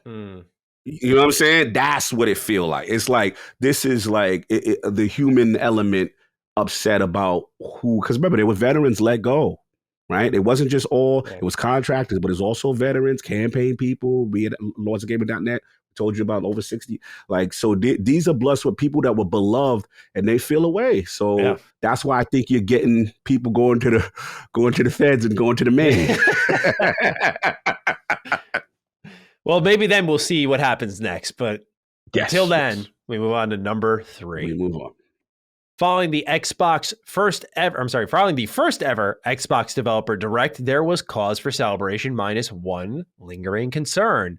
Turn 10's Forza Motorsport, which was initially promised to be releasing in the first half of 2023, didn't get a release date while everything else on the show did. Following that was a long list of theories as to why that is the case. On the Games Mess podcast for Giant Bomb, Jeff Grubb had the following to say regarding a possible delay for the highly anticipated racing game. Quote, "What I'm hearing, I'm pretty good about it. I feel pretty good about this after asking around. It does seem like Forza is slipping later into the year. It probably won't be out the first half of the year. But I do wonder why they wouldn't just come out and say that now, because it's just going to be more painful later, right? You just have to rip off the bandage if that's the case. Maybe there's a chance that this isn't accurate, but right now it seems like this game will come a little later," end quote. Now, I found this interesting because, like, a lot of people paid attention to the way the G looked like a 6 in the marketing materials. Jeff, typically pretty good with his scoops, is saying slight delay. It would seem that way since it's the only one undated. And obviously, if the rumors that we had heard is like Starfield in June end up being true, that was what people thought would be the Forza slot. So in a surprise twist, we thought Forza was the slam dunk. Like, yeah, it's April probably. See you then. Lock it in. And now it might be Starfield's time, and Forza slips past the first half, which I think for Xbox fans, I don't mind. Which I don't mind. Yeah, for Xbox fans, they'd be popping bottles. They'd be like, "Let's go! This is what we wanted. That's the only delay we could accept." Factual. Yeah, no, you're right. I mean, yeah, I got caught out there with the 6. I think I was speaking to Rand. I was like, "Yo," and he had to show me the same font that they used that I thought was a 6. They also used it earlier, and when I compared it, I'm like, "Oh yeah, it's the same font for the C or whatever, the coming soon." So it's not 6. There was no cryptic message there. So oh, good catch, Rand. Yeah. Shout out to Rand. I got to give Rand all the credit in the world. He brought that to my attention. So look, I'm not gonna. This is where I'm at with it, and I told you I'm gonna stay consistent. This year is too important for Xbox to slip on any banana peels, make any mistakes with quality. Quality is at all paramount. You've got a buffer now with Hi-Fi Rush, and you still got some great games, slated to be at the top of the year.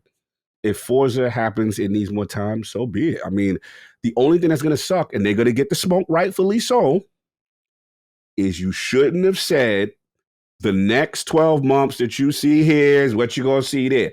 That's why I told people I hate it when they did that. Stop with the self-inflicting wounds. And you also, remember what I said, you take away from the wonder, because you're going to say, all you're going to get is this. And we're not going to talk about VOW. We're not going to talk about Hellblade. We're not going to talk about anything else that's way past 12 months because so now you're committed to to hit this target that you impose. So if Starfield, or like King is ready with diss tracks, y'all. Let me tell you. Oh. King is ready with diss tracks against his own people. That's how bad it is. Because he's like, yo, you've got to stand for something. You got to be a man of your word. You got to commit. Me personally, I don't listen. I'm not that I'm not about committing and being about a man of your word. But me personally, with Xbox, to me, it's more paramount that the games are good. And the reason why I say that is because when you look at a situation like Hi-Fi Rush, gamers forget, bro.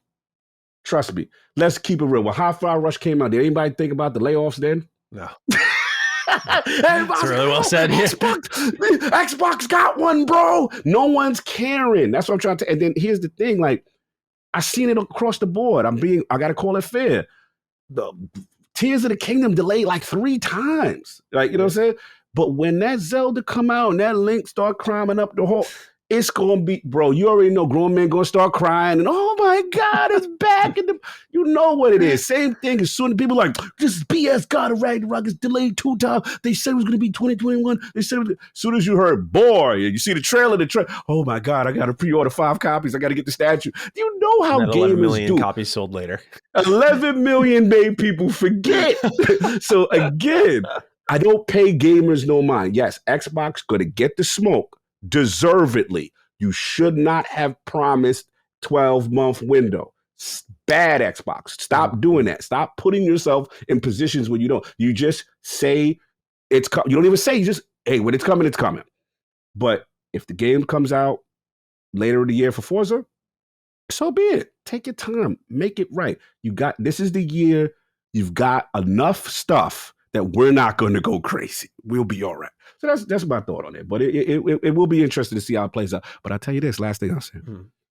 If Starfield happens to come out before, I think I'll get over it. Yeah. I think everyone would. I really do.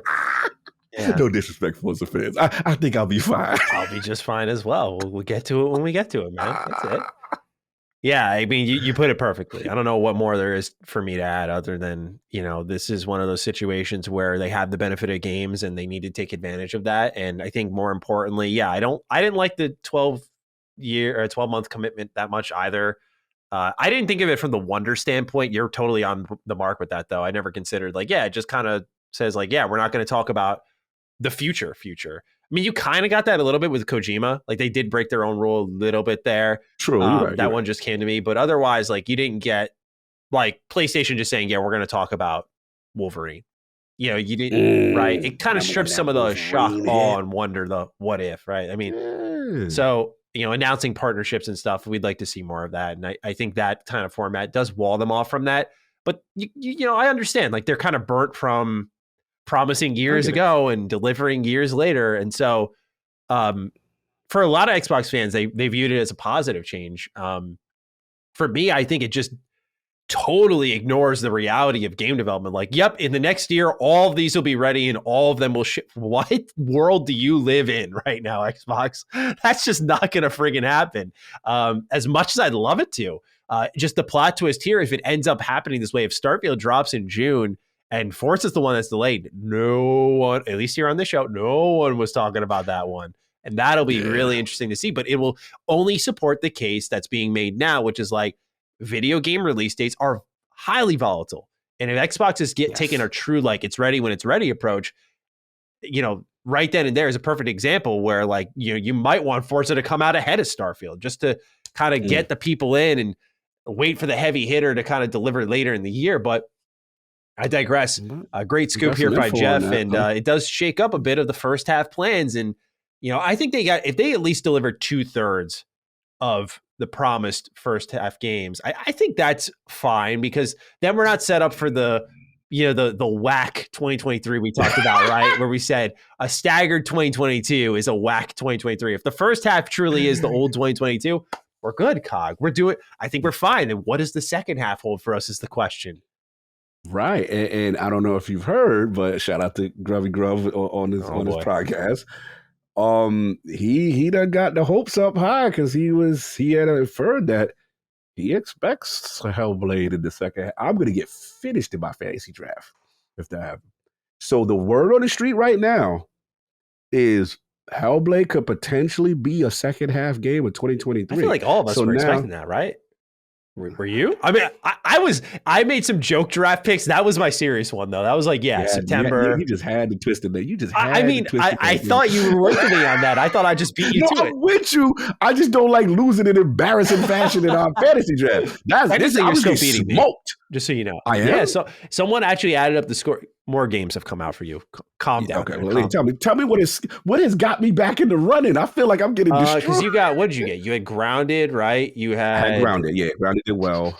Oh man, you had a number of games. I think I saw you had like 4 or 5. I think you had Pentiment. I had Overwatch. I've Wolong coming. Yeah, you had like 3-4 games. Yeah, I think I had 3 or 4. But what will get me is like Fable, State of Decay 3. I'm fucked on both those. Those are not happening this year. And you was able to steal Starfield from me, or did I get Starfield? I got Starfield. Who got Starfield? Yeah, like you still got Starfield. I got Forza. And no, bro, you gonna be fine. That's what the second half is where I'm worried, because if this Xbox, I'm calling it Xbox Year of Dreams, right? If Xbox Year, and right now, the universe seems to be aligning with you, because Starfield could potentially June or after, right? Yeah. Let's just say it do what it do. Then Forza, I'm expecting it that was so smart by you to do what it do. That was a competitive decision. Right? Yeah. That was a competitive. I knew you. That was that was not business. with my heart. I know, it was not with y'all. And I respected the gangster. So you got that.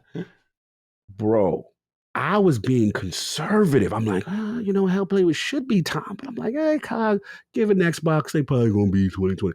If Hellblade come out and Senua, and we go to E3 and we see the Senua combat trailer, and oh my God, it is the Unreal Engine Bliss, and that's the fall game, and you have a year with Starfield, Hellblade, Forza, Xbox Year Dreams, I'm getting smoked. And then they will throw a cherry on top and say, Call of Duty deal gets done.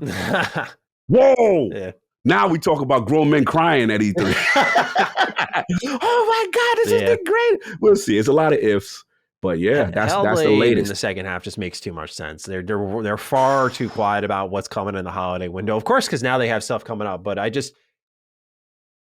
think they're finally going to get out what's overdue. And then I don't think this monthly cadence is going to be a thing we should expect, but I do think like quarterly is quarterly like they always have been. And so like Hellblade will probably be that fall game. That's great. Like that's what it should be. And I would love for it to just come out, be at the heart of the holiday season.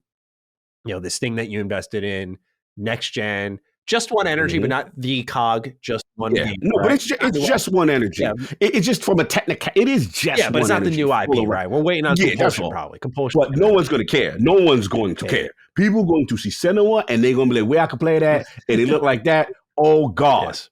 That's what's going to happen. I don't even know what you expect with that game. Like, is it open? I don't think they've even said, like, is it open world or is it more linear? Like, because when they show that trailer, them going across the lands, I'm like, oh, it's open world. I'm like, I can't imagine Senua an open world. Like, that game was still built with like tight environments in mind. But I mean, if they just, plus it's graphical fidelity. Like, if they just blow down the doors and they're like, it's open world too.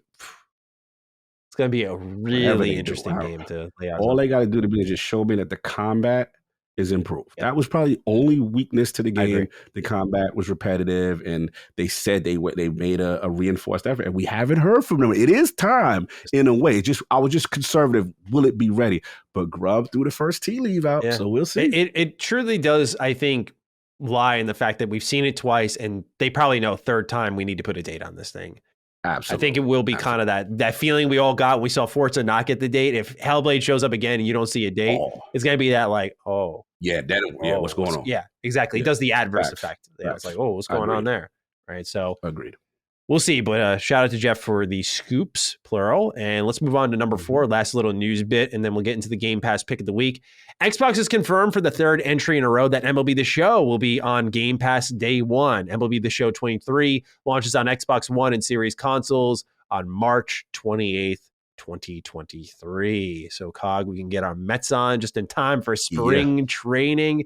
This is starting to become a little tradition here, it would seem. This seems to be MLB likes the way it's going. Yeah. So it must be doing fantastic on other platforms. And Game Pass day one, bro. I'll be right there. And now March is looking really nice. Yes, sir. You know, got a lot of things lining up in that month for Game Pass. They got Wolong day one and MLB The Show day one. Like, you're covering both ends of the spectrum now. Game Pass is getting to a nice little cadence. I told people 2023 is going to be the year. Atomic Heart too. Sorry, I didn't mean to interrupt. Atomic Heart. No, you're right. Atomic Heart. Forgot about that. I think that's on your draft list, by the way. I think that was one. Yes. Yeah. I went for a lot of the Game Pass. Yeah. That they chose. So look out for this. But show. Come on, we know what we do. Yeah. I'm ready. I'm excited for it. It's obviously not like at this point a big surprise, but I guess it just means we can sort of expect it in the years to come. Yeah. MLB is trying to grow. Right, clear as day. Mm-hmm. And I wonder, who's one to pay attention to? I just saw an interesting stat. Since ESPN has gotten the rights to the NHL, the viewership numbers have tanked, 300,000 ish. Not really good. But it's funny. TNT has done a really good job with hockey coverage, but ESPN has walled off a lot of their games behind ESPN Plus, and no one's watching hockey because now people can't even access home state games. They have to pay for the package instead. So people are just watching their home team, and that's it, not going to where ESPN is. So they're managing it terribly. And I wonder if those numbers keep, if EA might want to just circle around and be like, all right, we'll give you day one. Let's make NHL a bigger thing and grow the market, grow the sport. Because that's kind of what this is, right? MLB's doing this because they had the show, and they're just, we know Xbox went around. They didn't talk to Sony Santa Monica. They probably went around and went to the MLB, because this was still known as a PlayStation exclusive when 21 was announced as a day one Game Pass game. So it was a huge deal. So I feel like, just on a sidebar, that I'd watch out for the NHL. Their numbers suck. That's a good one. Yeah. But I wish they didn't. I love hockey, but that's been their biggest problem, growth. Yeah.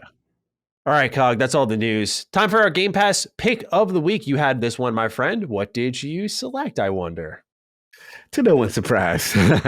Shout out to my man Chai. Shout out to 808. I'm not going to go too deep now because obviously we talked that we will do the Defining Duke spoiler cast, for half hour. So I won't get too deep. But I'll just say that this was a game. I'm going to be brutally honest. I had addict energy in a sense. I'm like, even when I saw, I'm like, man, it looks good. It's giving me that Jet Set Radio vibe, the color palette. It just looks like a beautiful game. But there was a part of me that was like, Cog, rhythm game. I don't know. Yeah. You know what I mean? I don't know if I should. And then I was playing it, and I'm like, okay. And the first thing that hit me, and I think was a good choice, was the decision not to penalize you if you don't get the beat or get the rhythm aspect of the game down. It's a component to it, but it's not necessary. It's additive. And that's what really hit me. But as I went on and the game started opening up, and again, I'm not going to get too deep.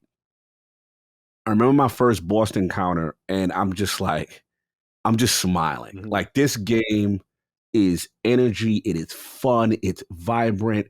It is so unique. And the way it incorporates music, it's a must play. It's a must play. And I am loving what I am playing so far. I think Skill Up put it best on Twitter. It was one of the things while you're playing it, I just can't stop smiling.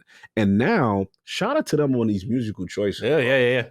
Cause I'm sitting there like, yo, I might have to cop. What's this? I was like, yo, this is hard right here. Like, and you know, I love all music. Don't get me wrong. I'm more of a hip hop guy, but like, when music is good, and I just feel like the choices are so well done. And this looks like it jumped again, kind of that Persona. It just jumps off the page like a comic. The transitions from the game itself to a cinematic to anime. It is just, it's doing something. I'll get into it later. Guys, it's on Game Pass. If you ain't played this game, if you pick it up. And if you're scared, if you're like, remember, COG is the anti-rhythm game guy. I'm not that guy. If I'm telling you, oh, no, it's accessible, you can jump in and have a great time and enjoy it, by all means. But we will get deeper when we do our spoiler cast. Yeah. But for those on the fence, please give Hi-Fi Rush a chance. It is really as average. It's not gas, y'all. It's not smoke. And with the kids, not cap. This is not cap, y'all. This game is good. It's really good. And I'm early. Imagine I'm hearing things. We'll get into it. We'll get into it. Absolutely agree, man. Absolutely agree. It's just a big surprise because like art style alone, it just doesn't feel like an Xbox game. Like when you fire it up and you're holding an Xbox controller and you realize like, oh, this isn't on PlayStation or Switch, like this type of game that's typically associated with those platforms.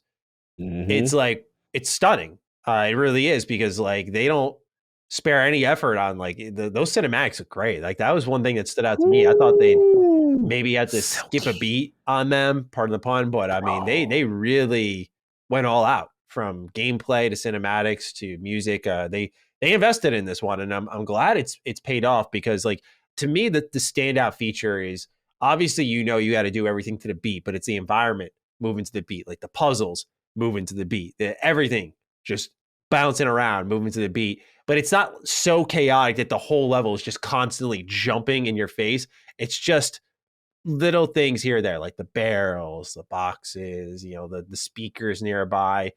And you can just kind of keep in a rhythm the whole time. But yeah, it's fantastic. So great selection. And indeed, we'll dive super deep in DBU. All right. Yeah.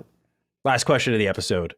Not Skywalker writes in, Dear Dukes of Bavaria, having finished Pentiment only so recently, it is already time to go even further back into the old time of Europe of old. Age of Empires 2 is now available on series consoles, and by all accounts I've read, it works great, even with the controller. Will y'all be dropping in it with friends or the single player modes? Lastly, did Xbox make a mistake in not staggering out Hi-Fi Rush, Age of Empires 2, and the GoldenEye port? It just feels like a lot on top of the Game Pass drops that also came out in January's final weeks. Cheers, and have a Maddie and Cog won't hit you with the follow back on Twitter kind of day. People have that energy, and I ain't following you back. I don't play that game. Oh, damn. Cog will give you a follow when you do that. Me? No.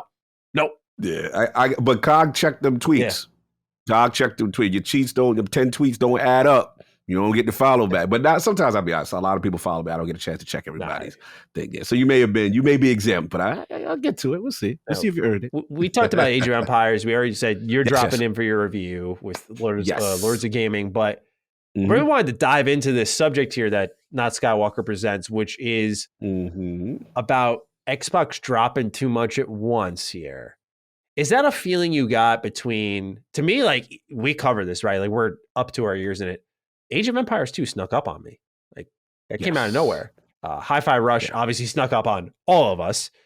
And then the GoldenEye port was just kind of like week of as well. Do you think that they should have spread these out a little bit more? In this case, no. I think the reason being is that where I have to eat crow is during, even though I still stand on my decision that Halo should have been delayed, Infinite, right? But we did see the metrics when Infinite technically didn't affect Forza in that much as far as the engagement and stuff like that. So what I've learned, what I gather from that bit of data is that there's still different subsets of gamers, right? Now, where I will agree that it will become a problem is when you have similar genre type games, right? We don't want, I don't know, avowed close to Starfield. That's stupid. You know what I'm saying? Like, we don't want that energy. And I think if we look at these three objectively, you know, Hi-Fi Rush is its own beast. It's just different. It's stylish. It's cartoon. It's fun. Age of Winter, it's strategy, right? Goldeneye is kind of the old school shooter kind of thing. So they are kind of different, right? And so you're gonna get a little subsets of like, hey, I'm here just for this. So I think you cast a wider net. But I will give you this credit. They need to be careful because it's going to get a point where some things are really high profile and you kind of want to let each breathe, right? So that's where my concern is. The higher profile games, give them a little bit of space. So they have to monitor it. It's something I do feel they should monitor. In this case, no, but yeah, it's a good question. It's a fair question. Yeah, I think it's kind of funny because, you know, we went from like nothing to a lot, right? But, you know, what I'll say, Aiden, is I guess what we have to always accept is when Xbox is releasing stuff, Game Pass is a big factor in all of that. And they definitely approach that as its own beast. Like, there's a difference between an Xbox exclusive and a Game Pass day one drop to them. And they don't care if they're in the same vicinity because they're, I guess, reaching for different goals. Like, one is to drive subscriptions, the other is to drive sales, maybe. I don't know. But I think that is one of the key factors here, which is, you know, just the way Game Pass functions. You're going to feel overwhelmed on certain weeks compared to others. Like, when a big game drops, Game Pass is just its own thing that will sometimes come out with like 4 games that you've been wanting to play and they're all here at once. And that's the overwhelming feeling that we've all had, or when you do what I like to call Game Pass window shopping and you're scrolling on through, you're like, play later button. That looks good too. It can be a very overwhelming service. So that's, I think, an emotion we're all going to experience pretty frequently as part of being Xbox fans. Like, you're going to get those weeks like this week where it's like, here's your big day one Game Pass, your big shadow drop, but we also got like this and that's still happening. Like, that's not going to change. So I just think it's a product of the system. And you know what? Right now, it's a good problem to have, right? This is the problem we didn't have last year. Last year, we were not swimming in options. There was a worry that in general, we weren't going to have options, but the fall window picked up. But with Xbox, certainly our pickings outside of Game Pass have been slim. So when we have the best of both worlds, like, you got Hi-Fi Rush, it is this first-party game. And you do have Age of Empires, it is this first-party game. And GoldenEye, like, kind of first-party because it's rare, but also it's a port. So, you know, it's on Nintendo and so on and so forth. Like, to me, this is the energy we want. Like, it's diverse. Yeah. You can kind of have something for each audience. There's surprises in there. There's big bombastic games in there. It's exactly what you want. So could they have spread it out? Yeah, maybe across like 2 weeks, but you know what? I like that they're just kind of letting us swim in content here. You know, there might be a time we're clamoring for that again. So I'm just happy they're doing it. Exactly. We remember when stomachs were a little hungry. Empty. Hungry. Yeah, so let the food come in. It's okay. We'll store that. Absolutely. Save it for leftovers, right? Exactly.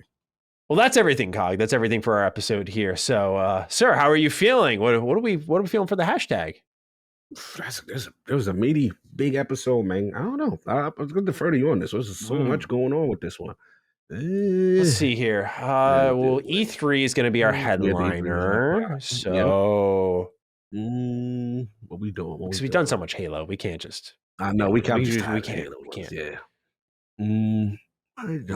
Yeah, we talked about E3. We definitely have done E3 DD. I feel like. I think we've done that. Let me Twitter search that. I'm really curious. This is why the hashtag's right. Let's see. E3 DD. I'm curious if anything comes up. Yeah, have we done that? Maybe we haven't. No, I don't think we have. Yeah, let's do E3DD. Yeah. No, we're. Oh, yeah, we're good. Okay. Yeah. All right. Cool. I don't know how we haven't done that one. Okay. I could have sworn we did. Yeah, we haven't done it. Okay, that's fine with me. All right, ladies and gentlemen, you got this deep into the episode. You want to give us your thoughts. You want to connect with us over on Twitter. Use the hashtag E3DD. You can tag me at G27status or at Lord Cognito. Let us know your thoughts. If you don't use social media, we get that. Use the comment section. It's fine. It just lets us know you got to the end of the episode. We get to see your thoughts, see what you felt about things, what your favorite moment was, et cetera, et cetera. So please do fire away. We appreciate you listening all the way. Cog, any concluding thoughts, or shall I wrap it up? Yeah, man, another fire episode, a lot of topics, fun. Excited, man. I just love we talk about games again. Oh my God, it feels so good. I know, right? So It's weird as the person who writes the show and labels. Oops, I just dropped my iPad.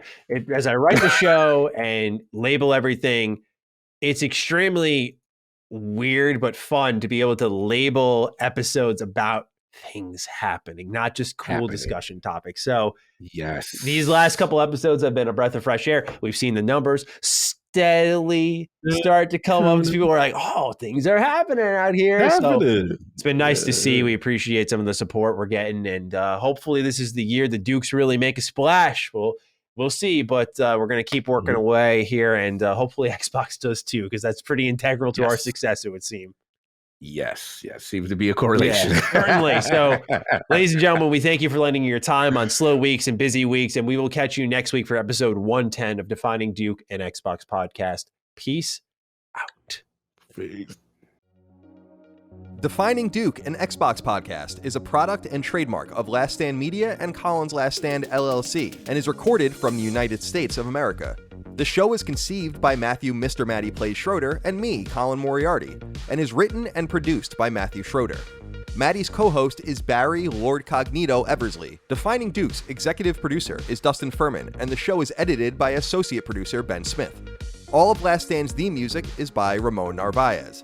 As you know, all of Last Stand Media's shows, including Defining Duke, are fan-funded on Patreon at patreon.com/laststandmedia. The following names are at the producer support level on Patreon, and we're thankful for your kindness and generosity.